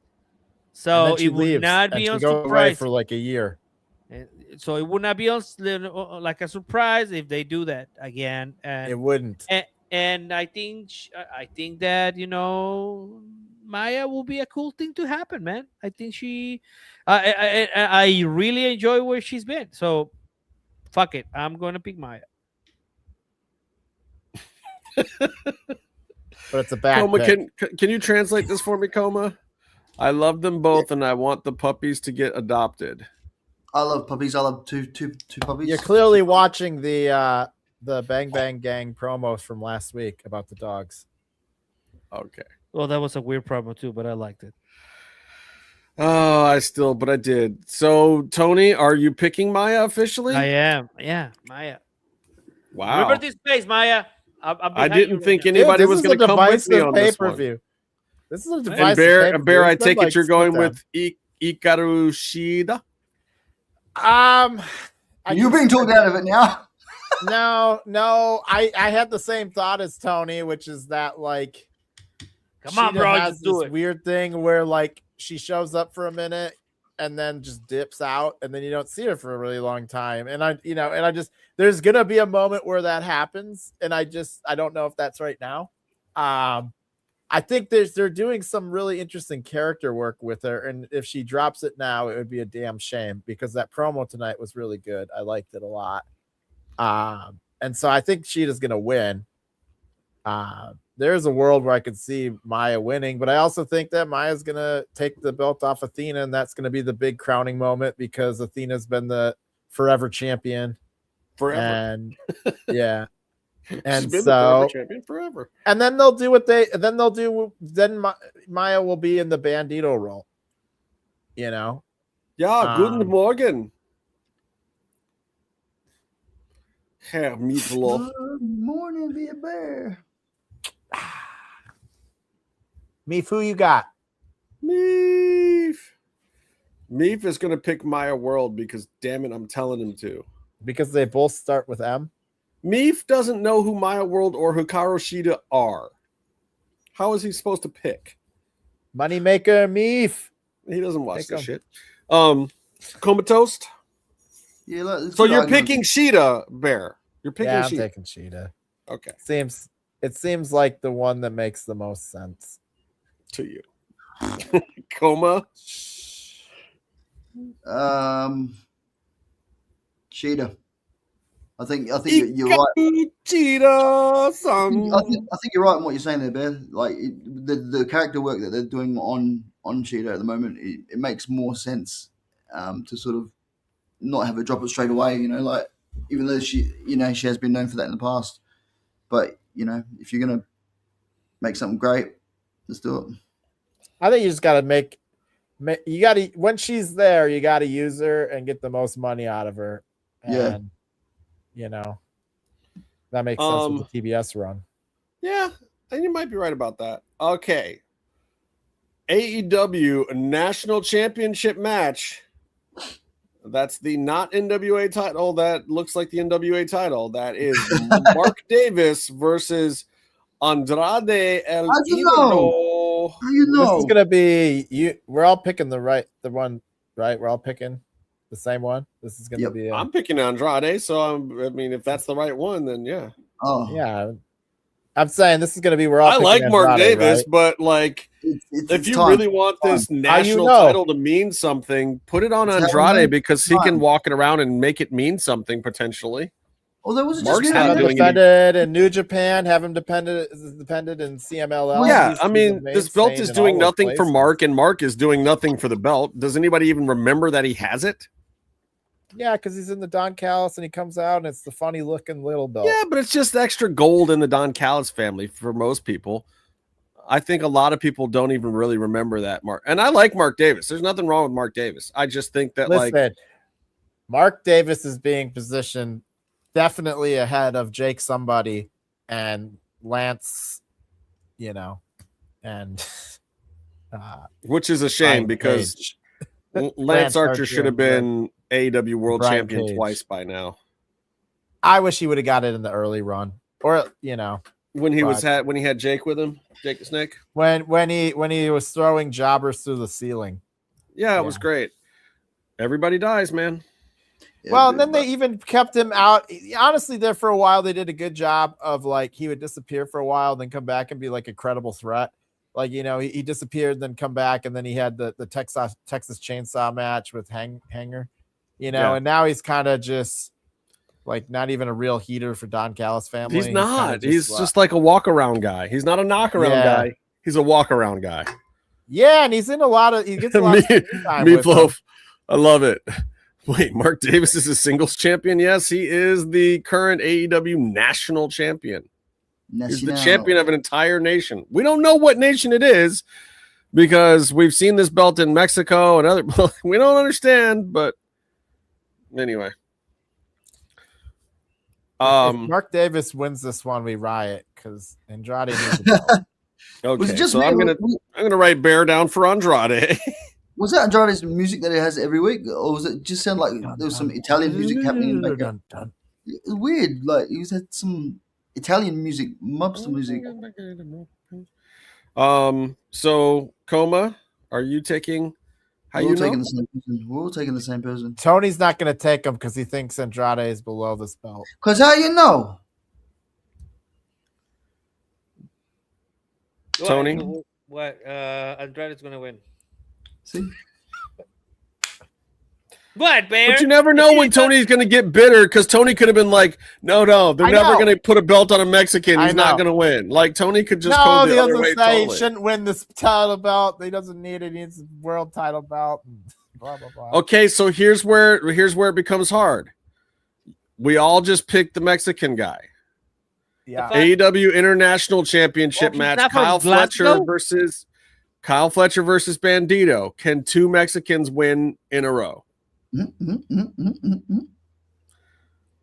No. Will the AEW gods let it happen, or does one of them have to go back to catering and dish everybody up a plate? Well, we already know the thing. Bandito's, unless he loses that championship before that match, he's losing. So you're saying the theory holds even for the pay-per-view that because he's the Ring of Honor champion, when he's in a title match and doesn't have to defend the Ring of Honor belt, he will lose. Yeah, because they can still keep him as Ring of Honor champion. They'll put the belt on the line maybe in Mexico. Also, I think they're setting up Okada versus Fletcher at Wembley for the belt. I don't disagree, but also we are heading into Grand Slam Mexico. Defend the Ring of Honor title. Bandito. It's true. But I'm also thinking, when was the last time he defended that title? When was there even a feud for that title? Bandito. I don't know. It's like Coma and Meef are just trying to see who's more Mexican. It's weird. Was Bear in Nam or Waco? Why not both? Oh, interesting. I like Meef's take on this. Can two Mexicans beat Aussie Open? Bandito. I didn't even think about it that way. Bex says it stays on the Aussie. I agree. It's going to be a good day, mate. Roger. Coma hates this. Stays with the Aussie. Oh, stays with Robbie Crocky. Yeah, well, the Aussies rooting for the Mexican. No one says crocky. We also don't drink Folston, mate. That's your home country, man. You can't go against Fletcher. That's like if I went against Brock Lesnar.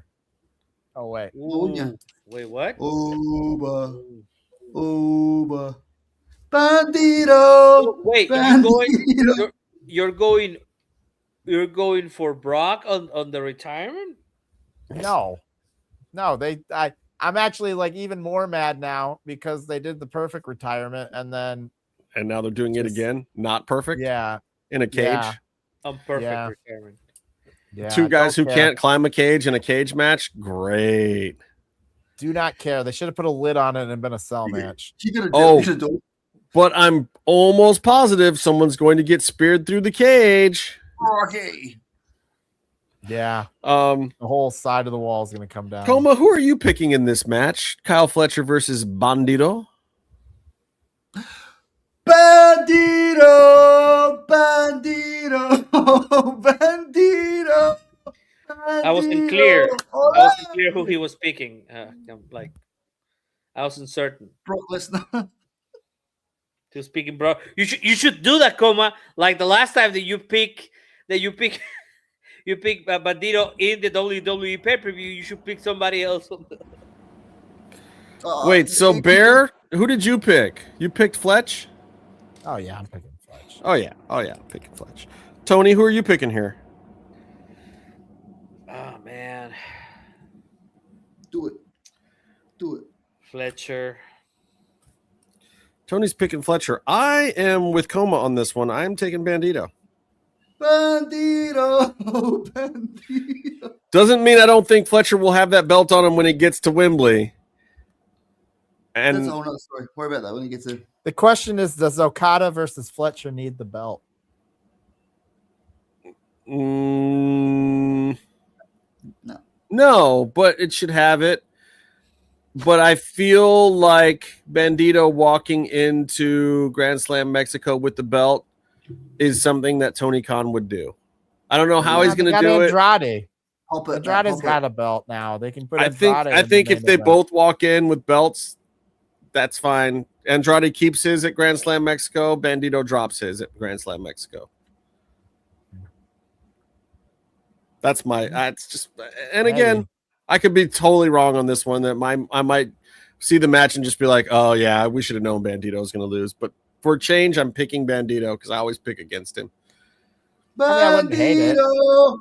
Bandito. Okay, AEW World Tag Team Championship match. Christian Cage and Adam Copeland versus Pac and Claudio Castagnoli. Ugh. You're picking ugh. I don't think ugh is wrestling in this match. No, this definitely is wrestling this whole match. Probably, yeah. Yeah, why is this not on the 0 hour here? This is ugh. What? Which one?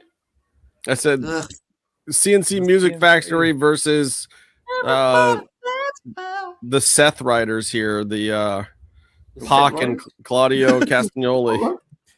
Well, considering the Death Riders already got a win earlier in the night. In your mind. Bailey.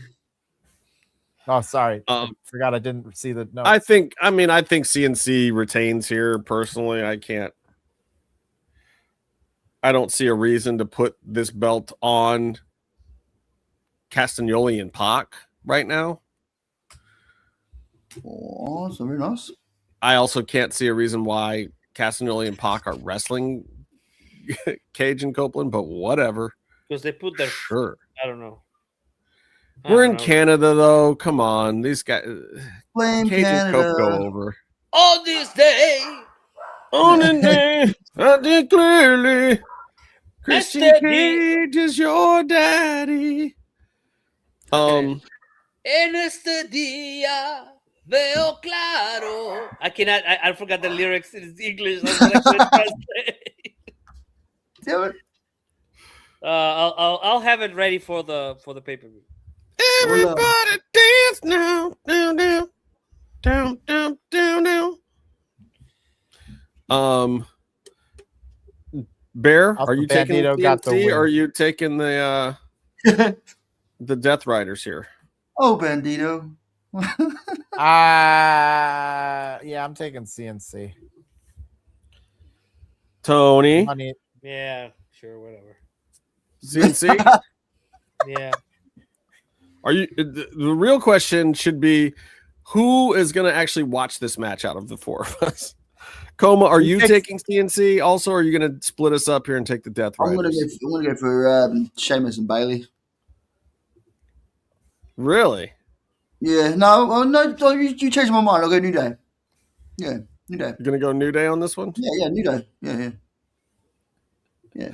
So you're picking the former WWE team, is what you're saying? Well, yeah. Why not? Makes sense, doesn't it? I mean, this is all WWE talent here. Who takes the pin though? That's the real question. Claudio or Pac? Biggie. Biggie. He can't wrestle. Big G. He's Big G. retired. Can he take a pin? It's Big G. I mean, I feel like Pac takes the pin. You think? I think Claudio does. Maybe. Does it really matter? I mean, No. I don't know. Does this matter? Does anything else? Okay. That's about the only. That's about the trying to only figure out who to watch indecisive it. thing that we can even disagree on. Just, just some vital information.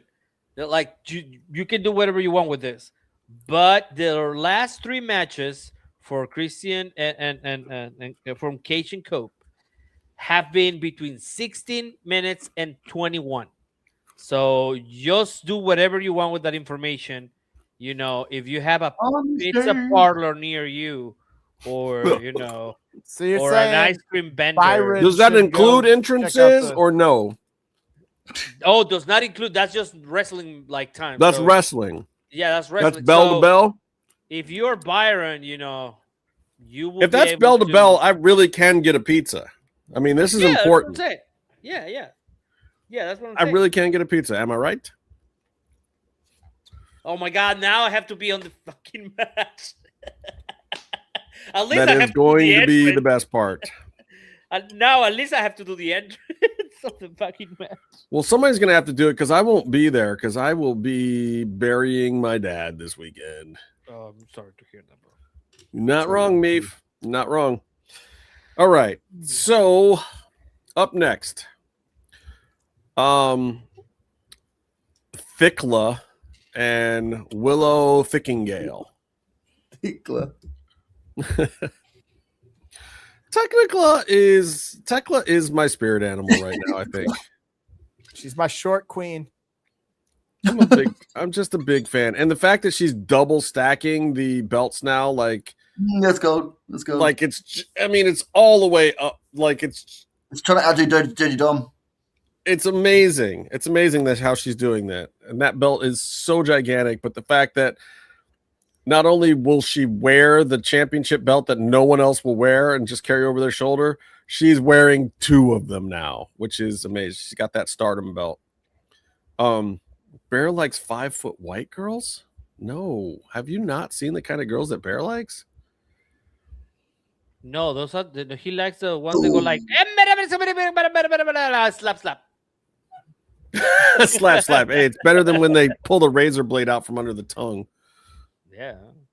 Listen, Cut you don't date crazy, but you can hang out with them. They're fun to hang out with. You're a saint, Bear. You are a saint.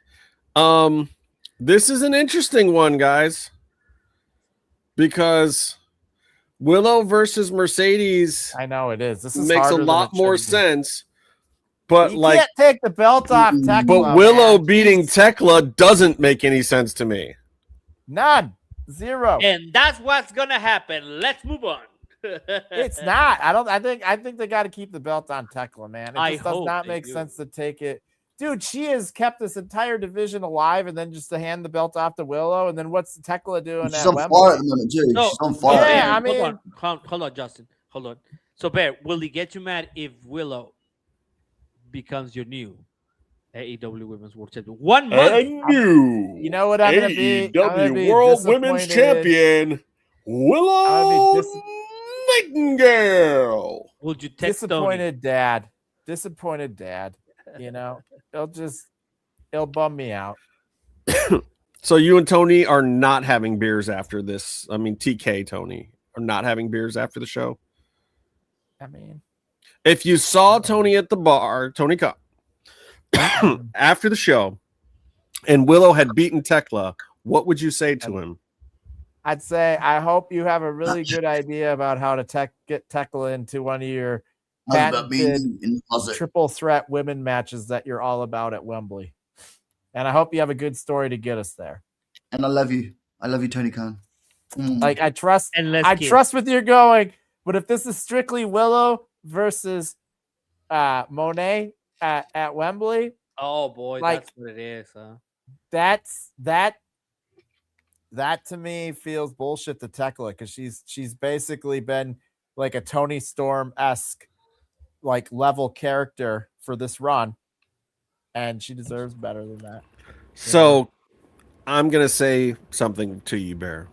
Imagine a 0 hour with Tekla, Sky Blue, and Julia Hart versus Thunder Rosa, Chris Statlander, and Mina Shirakawa.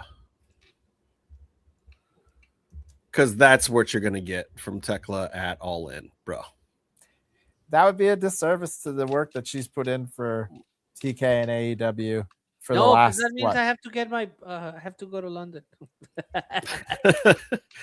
I really don't want to travel this year. That's my prediction. That's what I'm saying. I'm taking Willow. I don't like it. I don't want it to be Willow, but it's Willow. This is like one where I don't know, but I want Tekla to win, so I'm going to take Tekla. Like, I don't know which way they're going to go. I can see them putting the belt on Willow. I can see them doing what you're saying they're going to do. I have zero inside information. I just feel like they've been grooming Willow for this for a long time. I feel like Mercedes is going to pick her but it doesn't for the feel match. like the right moment. Like, I don't know. It just... And I don't think they're going to go heel versus heel. And now if Mercedes had started to soften up and not like teamed up with Athena a little bit, and some of that stuff, can be a face. Like Tekla is already on the edge of face. She's ridiculous. People love her. And Julia's been there before, so they could certainly go that direction. Yeah, and they started to already a little bit. They just had them face off against Double D, who are definitely, and I think you're seeing it in the presentation. Julia Hart's changed ring gear. She's not the spooky girl anymore. As Byron was saying, she's dressing like the Hardy Boys. I think they're already kind of doing it. I think part of the Stardom run that's happening right now is part of it.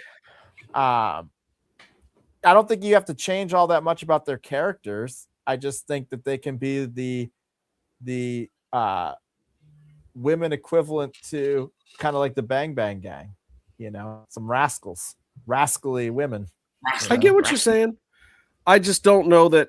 I don't know that TK intentionally writes that way, and I think he's more focused on what's the match for All In. He loves Tekla though too. I mean, I know they've been grooming Willow, but he loves Tekla. Yeah, it would be. I will say this: if they were going to really want to crown Willow, it would make more sense. It would make more sense to crown Willow at All In. But bro, remember that first week after Mercedes won the thing, and then like Tekla didn't even say anything about Mercedes or vice versa, and then all of a sudden the next week it was like, oh wait, we have to make this look good and make them actually say some shit about each other now because we're telegraphing that it's not them fighting. But they telegraphed that it's not them fighting to me. Like there was no acknowledgement, none, that was even a possible match until like 2 weeks later. Man, if we only get 1 week of Tekla 2 belts, I'm gonna be sad. It's not even a week, bro. Is it? Like it's just like 6 days. No, it'll be a full week. Saturday to Sunday. Saturday, Sunday. Saturday. Sorry, I'm choking on peanut M&Ms a little bit. All right. Well, TK, don't do it to me. If you're going to do it to me, at least give Willow the win at All In. That would make a lot more like a big win for Willow. But that's not how it's set up. Mercedes gets to fight the champ at All In. But not right now, but I think it'll end up being a 3-way maybe. Nah. I know you're I think it's what you're thinking. I mean, it could happen. Tony, educate this young man. Who would you like to who do you believe is going to win this match? Oh well, unfortunately, not unfortunately. I think it's time for her, but also at the same time, I do like the Tekla character. I do not like what she's done to my client. However, I think that it would be a disservice to the whole show. But I think that Willow probably win, and then we'll have a conundrum at at uh, at All In. It will be kind of,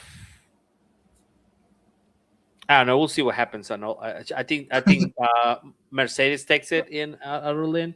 Just that it's just that if he had been worked the other way around, it would have been better. I think that if you had Monet take the belt from Tekla in a super heel kind of a thing, especially in this kind of pay-per-view that it's like secondary pay-per-view. Then you had her be complete heel in Mexico City, and Willow challenge her at Orlando. That wouldn't be great, but they don't do things like that because if it's too creative, then it's not gonna happen. I don't know. Yeah, it's long-term booking, but short-term story to get there. So you're saying they're going to use Willow as a transition heel? They've been building her up just to transition. They're going to use her as a transition face for Mercedes. Sorry, I meant to say transition champion. Yeah, you're going to build Willow up to be a transition champion for Monet. She gets to walk into the biggest show of the year as the champion. Yeah, but I don't care anymore about Willow if she wins it for 2 weeks. I mean, that does nothing for me. I'm dying. I'm choking on peanut M&M shells. Exactly what I'm saying. Unfortunately, that doesn't do anything. That I like it. I'm not saying that I like it or that makes sense. However, we've been here before, and now that we're getting used to the things so your brain can go like doesn't make sense. It's gonna it doesn't make sense. It's gonna happen. I'm just saying. I'm with Tony on this one. I'm not happy. I don't know if you noticed that I'm not like joyous about it. I know. I think Tekla's a great champion, and I'm not disputing the fact that she deserves more, but like you got a stadium that needs 100,000 people in it. Tekla doesn't move the needle the same way as Mercedes versus any babyface. Well, I don't know. Willow doesn't move the needle for me for that match. That becomes something I'm not. But it's not Willow. It's Mercedes versus any baby face. It could be Mercedes versus anybody, and I think you get the same draw. I don't think Mercedes versus Tekla gets any less draw than Mercedes versus Willow. How many people outside of AEW know who the hell Willow Nightingale is? More than Tekla. I don't know. I don't think that many people know who Willow is either. If she showed up in at the end of the day, WWE, she would get the same pop that Will Hobbs did. Maybe. But I also think that that's part of why Mercedes is going to pick her to do it, because Willow's the one that she wants to give the rub to. I don't think Mercedes dislikes Tekla. Gave the rub to her. Willow already beat Monet. I get it. Bex, who did you pick? You got to tell me who you picked in this Willow versus Mercedes thing. I don't know if I saw your pick for this. Coma. It's going to be Tekla, mate. Tekla's on fire at the moment. I just can't see why you wouldn't keep the momentum going into a big match with Mercedes. So simple as that. Because it makes sense. That's why, chingado. Exactly. Logical. Yeah, that's the problem. Bex takes Tex. All right, Tony, it's just me and you on this one. All right. We've been pretty much split down the middle on everything. We are not. This one is not going to be close. I don't think it's going to be a good pay-per-view because we are so split. Now the other thing is that you won't be here to do the whole blah part, so But I'll do it for both of us. I'll be the whole time. Oh. I do not feel good about my pick. Last one. That's what I'm to see. Yeah, that's how I'm feeling. I'm all down. I'm like, my energy's fucked. This is the toughest one, guys. Kenny by God Omega versus Kevin Knight. This is bullshit. I hate this. Do I need It to sucks ask? because it doesn't have the build that it needed to be, and they hinted at Kevin Knight versus, like, did Kevin Knight ever get his MJF match for the championship? No. Nobody did. That's what So you still need Kevin to face him and Andrade. Oh no, wait. Kevin got his MJF match. That was right after he was That's on right. the show. I thought he did. I thought. He but did. It was the week right he after he did was on that our one. show. But then this is what wrestlers. This is what happens if you would like a title match. If you would like to be the next Tiffany Nieves or face MJF, sorry, no, come on the show. He did that versus MJF, but then he was on Team MJF with the stipulation that he would get a title match if he helped MJF. Yeah, but all that's out the window because Maxwell Jacob is in Gerardo. I know, but so the build to the title match was between him and MJF, and now they just moved it over to Cannot wait for you to speak Spanish. Kenny Omega. And like, I love Kevin Knight, and honestly, I'm looking forward. It's going to be a banger of a fucking match. The match is going to be good. Justin's going to hate it because there's going to be too many false finishes, but everybody else is going to go, that was an amazing fucking match. But I don't false feel finishes in, I'm going to piss on my television. But at the same time, the match itself doesn't really feel earned. And this goes back to just my distaste in the Forbidden Door pay-per-view as a concept. This is in the TV. Because it felt like it disrupted everything, and now it feels like there's been shit build for this whole pay-per-view. And you just have, I don't know, man. So, Bear, let me ask you this genuine question. No, hold on. Justin, just make sure that you don't unplug the TV while you're pissing. I'm not going to touch it at the same time. I'm not going to electrocute myself, if that's what you're hoping for. No. I'm not going to do that. Prove you get electrocuted. Trust me. There's a toaster right next to my tub. When it needs to happen, it'll happen. All right. It's so the best place to eat toast. It is it's really the Pop-Tarts that does it for me, but we'll go with toast. So people don't think I'm really, really a slob. How did he die? Well, he really liked taking a bath and eating Pop-Tarts, that fat fuck. That's what my obituary is going to say. Sorry, I'm just busting up Coma now. Okay, so Bear, you're taking Kenny and you're saying it's going to be a good match. Yeah, it'll be a great match. I mean, you have two of the best in-ring performers in the ring doing their thing. Kevin's who is the better in-ring performer currently? Is it Kenny Omega or is it Kevin Knight? Kevin Knight. No question. Coma. It is Kevin Knight. You guys were talking last week about whether or not Kenny was a little bit past it, and Kenny is still great. Kenny to me is like Kamaru Usman was. It was like, oh my God, this guy is the 96% best guy in the world or whatever, but they just keep making him fight the 97, 98, and 99 and 100 guys. So he couldn't beat any of them. But like everyone else in MMA, he could beat. And that's Kenny Omega. It's like Kenny Omega is great, but he's not better than Kevin Knight. He's not better than Will Ospreay. I don't even think he's better than Jay White at this point. I will say this. Kenny Omega, and you're going to hate this because you're going to disagree with this, but Kenny Omega might not be the best, like in terms of he has a really good technical wrestling. He might not be able to deliver the technical wrestling like he used to, but Kenny Omega is probably still a better in-ring storyteller than some of those other guys that you mentioned. I think so. But and also, I think ring work that when you just talk about like in-ring work, that aspect of it does play into it. And Kenny Omega, I think, still is a really good, and that just comes from experience, Well, I know, but my problem is I'm getting to the point where I've heard that story.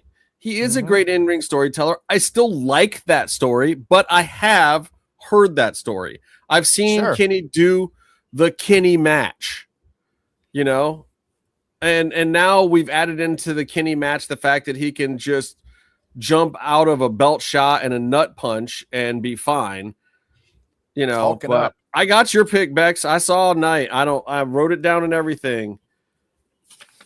Bex, Knight, right over there. It's in there. It's documented. Tony, are you taking Kenny Omega here, or are you going to take Kevin Knight? Well, hold on. Let me do something real quick. Nobody talk. No, let me just. Kevin, you know I love you, bro.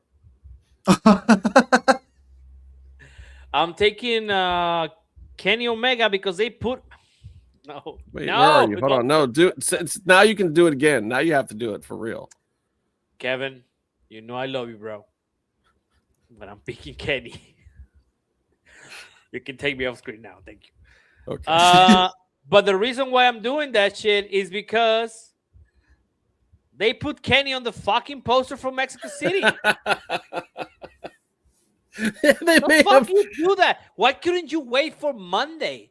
This was like the Finn Balor match before Mania or whatever the heck that was, where it was like, wait a minute. This is the ultimate fake out.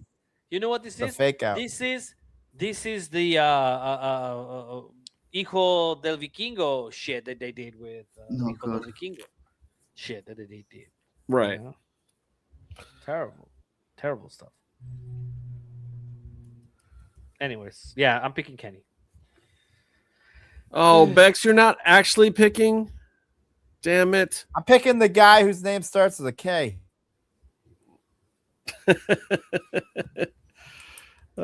Kevin Knight, it is. Nobody's picking Kevin Knight, huh? Coma, sorry. Are you going to pick Kevin Knight? No, hold on. Before what is Coma? It's written. It's already written. The future. They ruined the main event of a pay-per-view with a poster. Literally, like. By the way, funny story. So our PR guy, so Kevin did a not a heel thing in Mexico City for us. He went and feed the poor and sign autograph for kids. Were you saying people from the Don Callis family can't give alms to the poor? Have you met Don Callis? Anyways, I think he's gonna text me now that I just said this on a podcast. Both of those things are true. And you piss on your TV, for fuck's sake. So our PR guy goes, Kevin, for security reasons, we need your name. And he's like, Kevin Knight. No, but like your name. And they're like, it's Kevin Knight. That is my government name. He's like, oh wow, you were lucky there, I guess. What? He did got a little bit bothered too because he needed to take a nap so badly that moment. It was like, that is my name. You want my ID? Like, okay, bro, you can go back to sleep. Who wrestles under their government name? Nobody does that in Mexico. No, that was weird. That was very weird. I was like, wait, wow, that was very lucky. Cody Rhodes. That's not his Raheem. Is it here Runnels too? It's Runnels. Yeah, I know. It's close enough to Rhodes. His name is Cody Jose Raheem Runnels Lopez. Rodriguez. At least his name isn't Colby like Seth Rollins. His name is Colby Lopez. Is it a Colby with a K or a C? With a C. Colby like the cheese. Colby Jack. Colby cheddar. Not cool at all. Is Colby even like a bear as the resident white person from the Midwest? That is not half black. Is Colby even a regular name from like the Midwest? I don't even remember people being like named Colby. Yeah, the no, name, there was a bro. guy named Colby on The Bachelor who was really like the I all-American mean, to be white fair, Survivor as well. it is the name of a cheese, Colby Jack cheese. So guy. Yeah. it's very- Colby from Survivor was It's cheese. definitely a Doesn't cowboy. Colby just means like Marvel, Cowboy, baby. white and jello cheese? Isn't that what it means? Isn't that the cream No, Spanish? Colby Jack. cheese. Colby is a type of cheddar cheese. It's a creamy, cheddar? creamy cheese. Colby Jack is a Monterey Jack combined with Colby cheddar. It's fromage. So yeah, I mean, it's literally the name of a It's fromage. cheese. That's about as Midwest as you can get. Call me the fromage. That really is as Midwest as you can get. You're named after fucking cheese. Wow. Yeah, You're from Wisconsin, bro. You're named after cheese. You goddamn Packer. Colby from Survivor from was from Texas? Texas, I believe. Yeehaw. He was indeed. He was indeed. And he Lone was Star just about as all I love the American fact as you that could get. Coma thinks that he's doing like a Texan accent or something like that. He still sounds Yeah. Australian though. Because they What have do you think you they guys said in have this- cowboys in What? Australia. I was gonna say Australia? Texans are basically American Australians. They're basically American Aussies. Yeah, no, they're not. They're all mostly Mexicans. They just don't know it. No. Anyway, let's No. The Australians were exiled to their Mama island. Chile. The Texans went there by choice. Depends on There's who a you talk big to now. difference. There's a lot of people that feel like they're exiled. The Aussies were like, we're going to make the best of it. The Texans were like, that place is the best of it. Have you ever been to Galveston? That's where Galveston. California sends all their Cali, poor baby. people. Pops and drops, guys. No, I didn't even get this far. Fucking hell. I'm going to need some pops and drops from you guys. Get back to me, Barry. I go last because I'm co-host, so I don't have any ideas. I'll go first. I'll go first with a drop. Womp womp. The main event on Monday Night Raw, and it was just Trash. Did it have anything to do with the vision? yeah. Everybody got involved, but nobody mattered. I mean, the Seth promo was also dismal.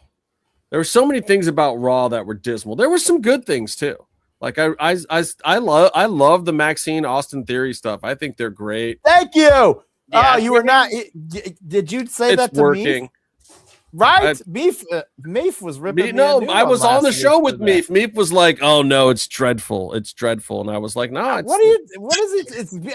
I'm so much more interested. This Vision's about the only thing I'm interested in Raw right now, and it has everything to do with Maxine joining.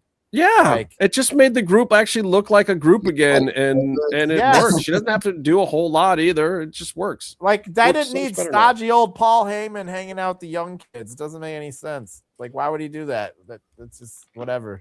I This mean- makes way more sense. Yeah, it's fun.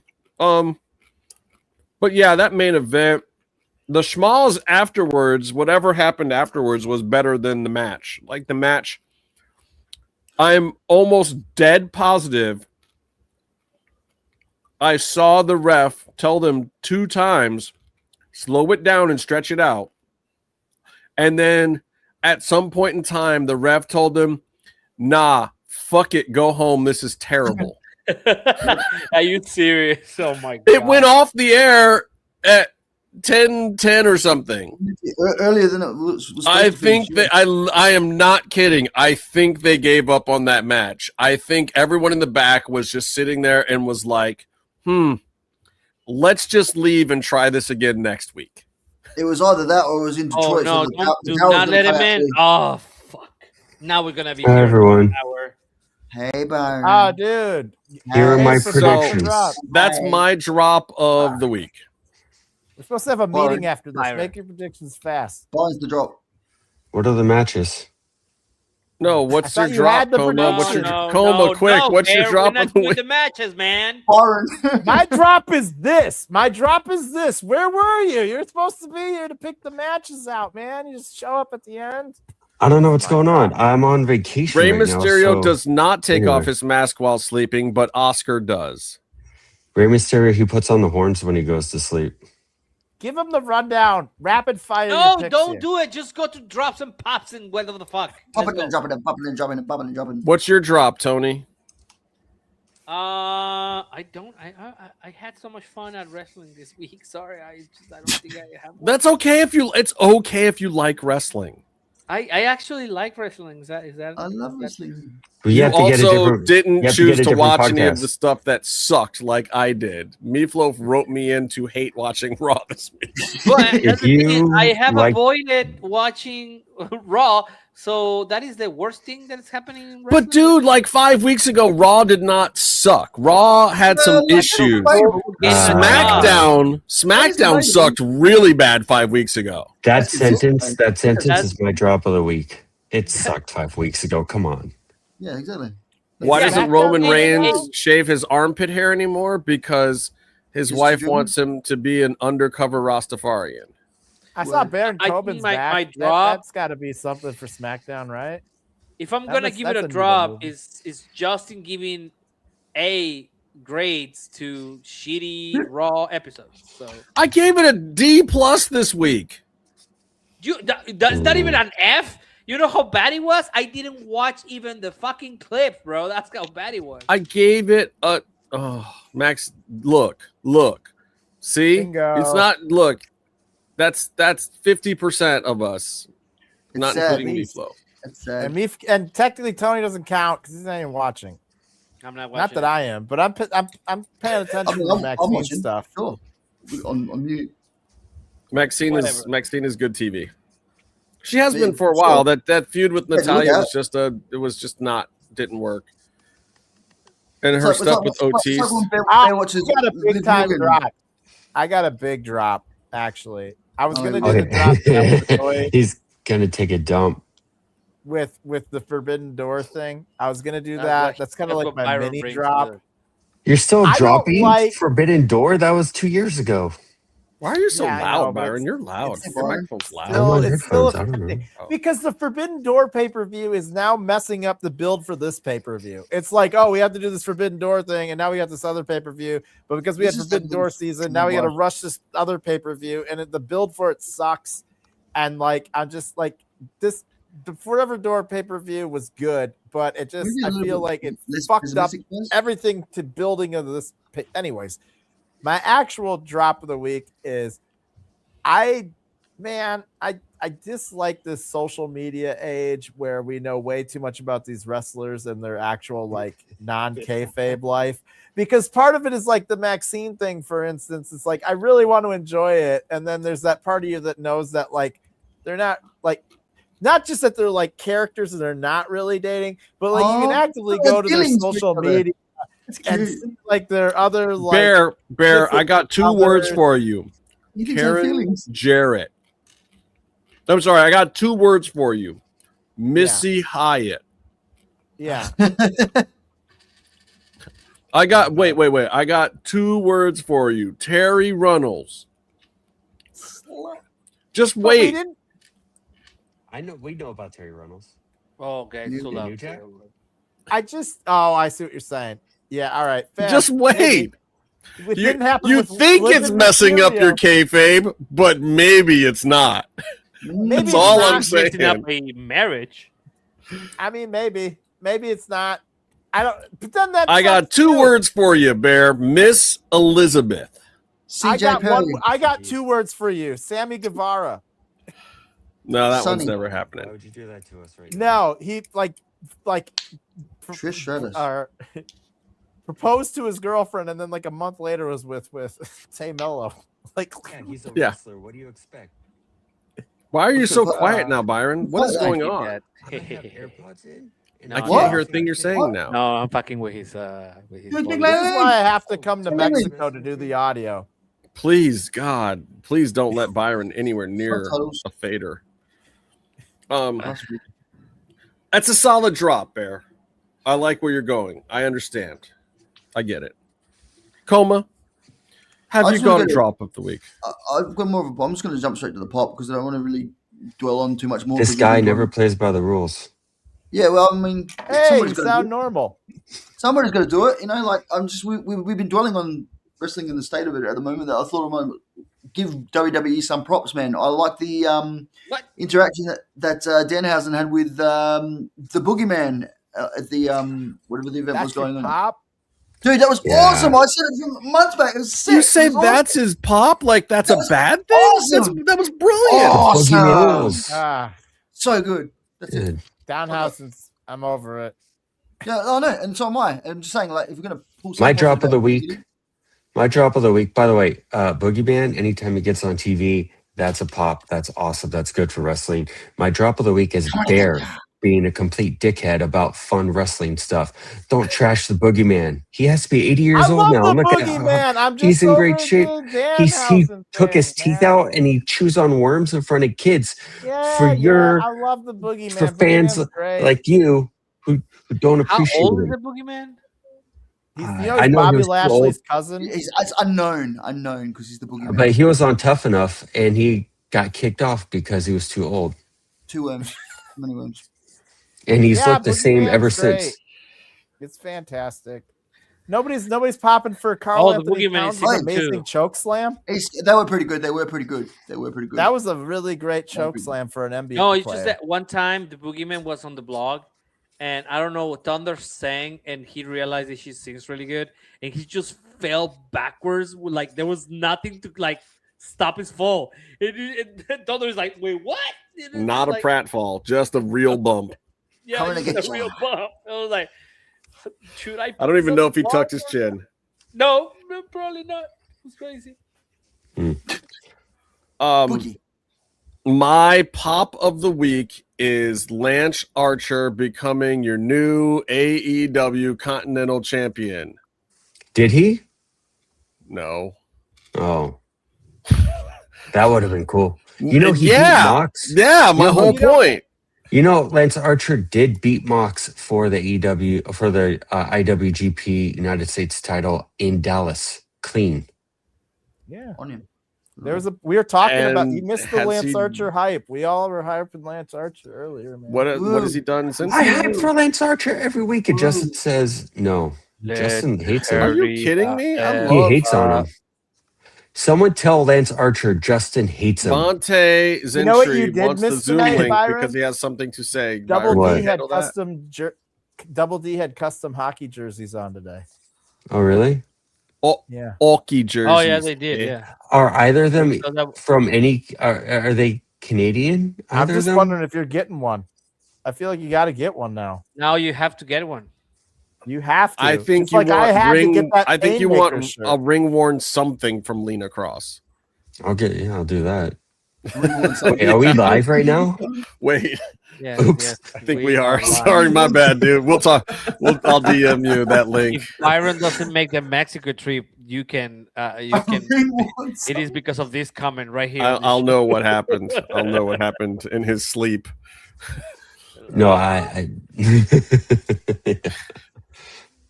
You son of a bitch. I bring you home face and you get Lena Cross's dirty draws up here. Sorry. What the heck? What? Go piss on the TV. All right. Oh, this file's too large. What the? What did you export all of that and the file's too large? Are you going to play this thing or what? I'm waiting. I have to re-export it. Also, TV version of it.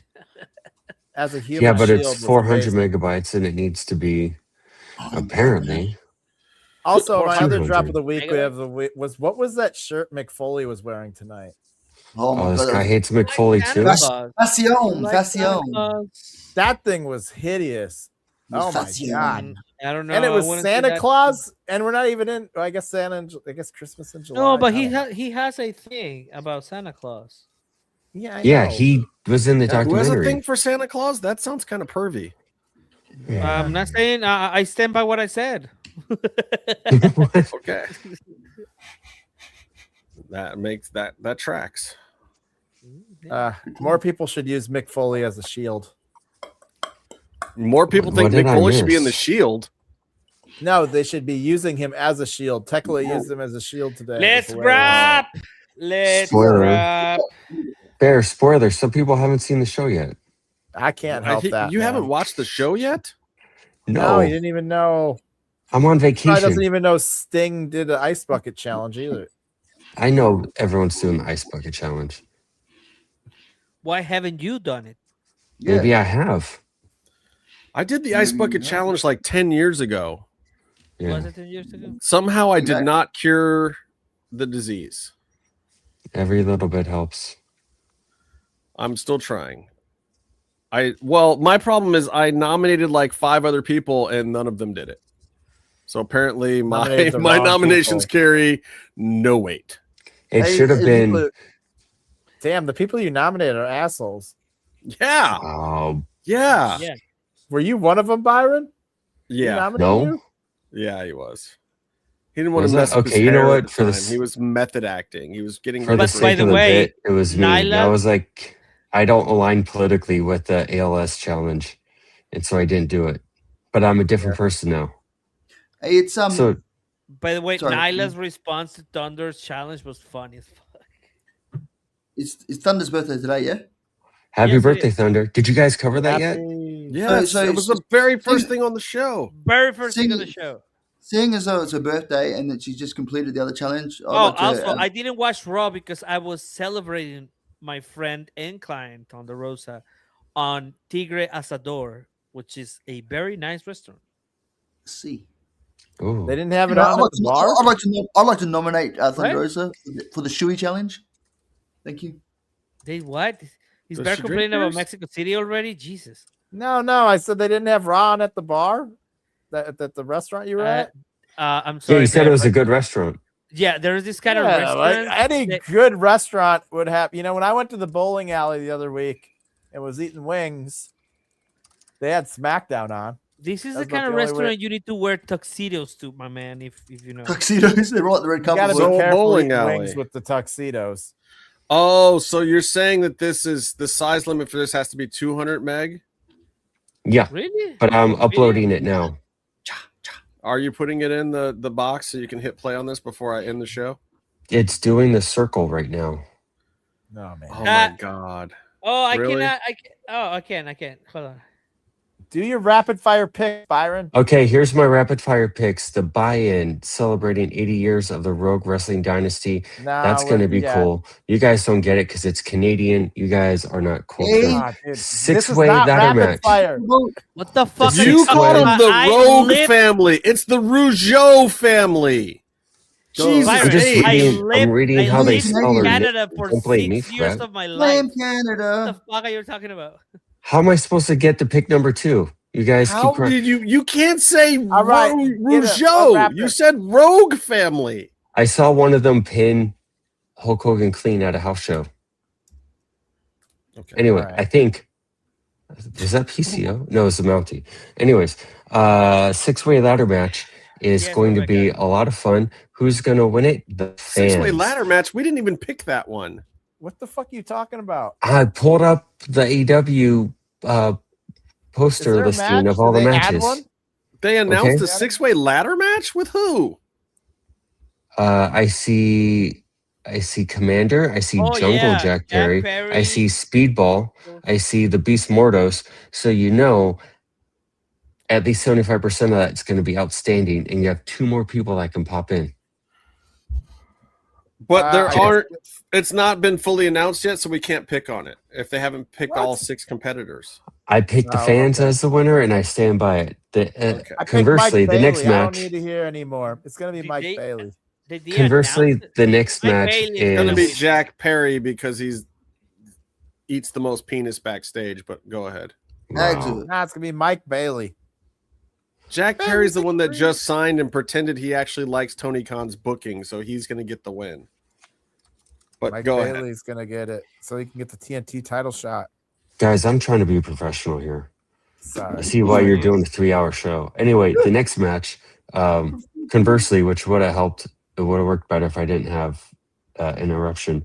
The fans will not be the winner of a Painmaker match, but I think Jericho's going to win Oh, because you fucker. I think Jericho's Yes, going to win. Painmaker. I By the way, want. they do have all 6. They did announce all 6. It's Jack Perry, Yeah, Beast they Mordos, did. Yeah. Commander, Mike Bailey, AR Fox, Nick Wayne, Ooh, Nick Wayne, though. that's Leo gonna be Rush great. and El Cone. So Hell yeah. Comatose What? got Can Leo you pronounce Rush. Clone's name again, please? Are we? Okay. Well, we all have to pick that one then because How many people is that in a 6-way match? Jack Perry 1, Beast Motors 2, Commander 3, Mike Bailey 4, AR Fox or Nick Wayne versus Oh, the Leo qualifying matches. or El Okay. Clone. Okay, so they have matches to get in. Yeah, so we So still it's can't. definitely Anyway. gonna be. It's definitely gonna be Leo Rush and Nick Wayne. I think. So, so I think Jericho Painmaker is going to win. I think Ciampa should win. That's who I want to. But I think Jericho Vortex tag match. You got Death Riders versus the Bucks. I think Death Riders win in a way that advances Willow Spray turning heel without knowing he's turning. Stop calling heel. those the Death Riders. That's Osmox. We're taking my takes. Oxmox. Taking my takes. I want a There. shirt by Stop Sunday it. that says Oxmox. I feel like, Oxmox. By Sunday, I Tony. feel like you It's listen to this Osmox. whole pod. It's You're Will just taking my Osmox takes. spray. Yeah, he's Okay. just going with your shit, Bear. He's stealing your shit, man. National Do you Championship. like white Get him, juice or get do you him. like dogs? National You like that? Championship. Oh, you're going to national championship. Go ahead. Andrade is going to win that. I think Mark Davis is awesome. I think he's doing outstanding work. He should take a shower. White. Say it. And Andrade needs to be belted up and he needs to get pushed. Match after that, Sheeta versus Maya World for the TBS Championship. Yeah. That's going to be, we're going to see what Sheeta can do with Maya because we saw Mercedes pull a great match out of Maya despite not a technical pick. difficulties. Huh? You have to pick one of them. That's not a pick. Yeah, we're going to see that. Sheeta's going to win, obviously. God damn, he's taking a my couple of us entire picked picks. Maya World on this one, believe it or not. Dude, Well, we were maybe- split everywhere. You are picking 100% my picks right now, but they are split everywhere else. Bear, not all white people are the same. Stop trying You're to say proving that. it is like right now. Okay. You're not helping your case, What's man. next? What's next, Yeah. Bayron? Okay, so you have say my full name, Fletcher versus Bandito. I mean, okay, someone's gonna beat Fletcher. Okay. By the way, what does say my full name? What does that even mean for that guy? He wants you to say his full dumb name. Wants people to like stop Ferguson. calling him Fletch. Call him Fletch. Call him Fletcher. Kyle. He doesn't Fletcher like it sounds when he doesn't like his fan group being called Fletchlights. Fletchlights. Protostars, That is a good name. baby. That's what they are. They're Fletchlights. The AEW World. This is the tag team. So you match. took Fletch? I took Fletch, of course. He doesn't lose in AEW. Bandito, on the other hand, doesn't win outside Ring of Honor. And That's true. so you have the AEW tag title match, Cage and Cope versus Claudio Castagnoli and the Bastard Pac. Cage and Cope are going to win. Who in the right mind would take the belts off of them, without like a whole thing Who to just do? believes the New Day is going to win this match? How are they going to get in? It's a new day. Yes, it is, Tony. That's a fair point. Tekla and Willow. He's missing Tekla the and dogs Willow. match. Ah, I'm not quite sure what Tekla and Willow is going to be. I would say I would say they probably want Shenanigans and Willow to win. I somehow think they had one good hype promo for Willow rehabbing from her injury, and that made her look like a contender for the world championship and really great as a white meat babyface. And then they've kind of been fumbling her push in promotion. She had a ever good since. promo tonight. Yep. Yeah. It was Okay. It was okay. Justin. She had a Tekla did passable too. promo tonight. Tekla and her both had a pretty entertaining promo. Justin is not for the culture. That's my drop of the week. Mm. You're Am I missing allowed a to say match. that? I'm in if you're Tennessee. saying that I I don't can like say Willow whatever I because want. she's black, then Do you have Take it the how you wanna dogs take it. versus the Bang Bang Gang? I'm in Tennessee, On your- dude. you picked I'm Willow. unhinged. I picked. You're in I'll pick Nashville Willow. and you didn't go to the show tonight? Willow. What show? It was AEW in Nashville. in Nashville tonight. Oh, really? tells you what kind of this is why their ticket sales are so great. A guy who does a wrestling podcast, who actually likes AEW, by the way, is in the city where he could have gone to the show. Not for the culture. There were 84 tickets left. Byron did not get one of those. Was it at Bridgestone? And Byron, also, we know people that could have gotten you a ticket. Was it at Bridgestone? No, it was at the theater. It was a theater show. It was terrible. It's not terrible. It's Unbelievable. I mean, audience-wise, it was not. It did not look like it was a fun audience to be in. That would have Do been. you not have the Dogs versus the Bang Bang Gang on your match card? You got to tell us Kenny versus Kevin and Dogs versus Bang Bang. I don't have Dogs versus Bang Bang on here at all. White Juice versus the Dogs. All right, I'm gonna go with Switchblade. And like, I'm gonna go with Switchblade. Oh, we finally deviate. Switchblade has a new finish. It's a front face lock. Cool. Anyway, I think it'd be awesome if they Kevin Knight won for the title, right? Is that what you said? Who did he pick for the You women's picked match? friend of the show Kevin Knight to win the championship, right? We all Who did. you might meet in Mexico City. He's listening We all right did. now. I'm You gonna picked pick Kevin Knight to win, right? I'm We gonna all pick did. Kevin Knight to win because also he did nothing. I feel like he was justified in whatever he did to Speedball Mike Bailey, who no sold my Yeah, hockey he was question. watching this shit, and he's now doing me at this moment. No, but so who's your real pick? Are you picking Kenny or I Kevin? mean, Kenny's gonna win, and he's gonna go do the thing at Wembley with Will.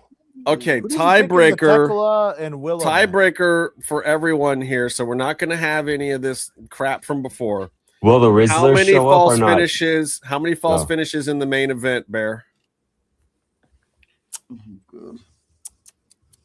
You got to pick a number. This is the tiebreaker. Over under. You're confusing him with numbers. He a sound guy. So not a by math false guy. finish, they have to get almost to a 3 count, right? It's That is a the False definition finish? of No, a false finish is any finish that you think could be the end of a match. How's that, That determined? isn't. I'm not talking Yeah, how about do you kickouts at determine 2 that? early in the match or any of those. No, it's something different. It's the False crescendo, and then finishes. it doesn't happen.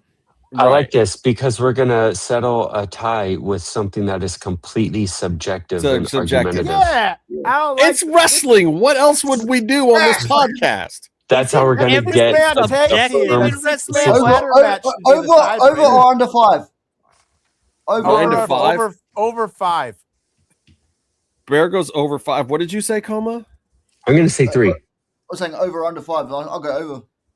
I'm saying 3. I'm saying 5 on the nuts. That's what I was feeling. I like nuts. Is Bear drinking Nuts. Yeah, he's drunk. on the nuts? Look at your Byron, you said 3? Nut juice.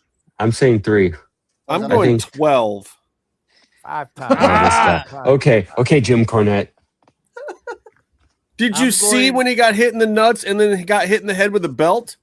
That's I'm one going, false I'm finish. going 7. What were the other ones? Tony's going with a Hold on, reasonable hold on. 7. If he gets that I'm one, is going that a false 7, finish too? but I'm going 1 kick in the nuts. With the kick, with the one kick out. Pato's got 3. And Rebecca's got 15. Here's what's gonna happen. Over Kevin 5. Knight is going to almost win, and then Willow Spray is gonna come down and kick him in the nuts, so Kenny can win, so Willow Spray can get the match he wanted because he's And then selfish as a and he Death kisses- Rider. Oh, wow, that's too much. Kisses John I'm Moxley not, even, I'm not afterwards. even on screen through most of this shit. Now I am. On you, Sonia. So Yeah. who did you pick in the Tekla versus Willow match? He picked Willow. They picked Willow Wekla. because Wekla. they got him. They got. We deviated twice. This will be I think there's going to be shenanigans, but I think they got to move it so they can build it for Wembley. I like Or Yeah. That's what I said too. Yeah. All right. Thank you for watching. No? hold on. My pop of the week is going to be. I've been Stay calm and stay in watching. the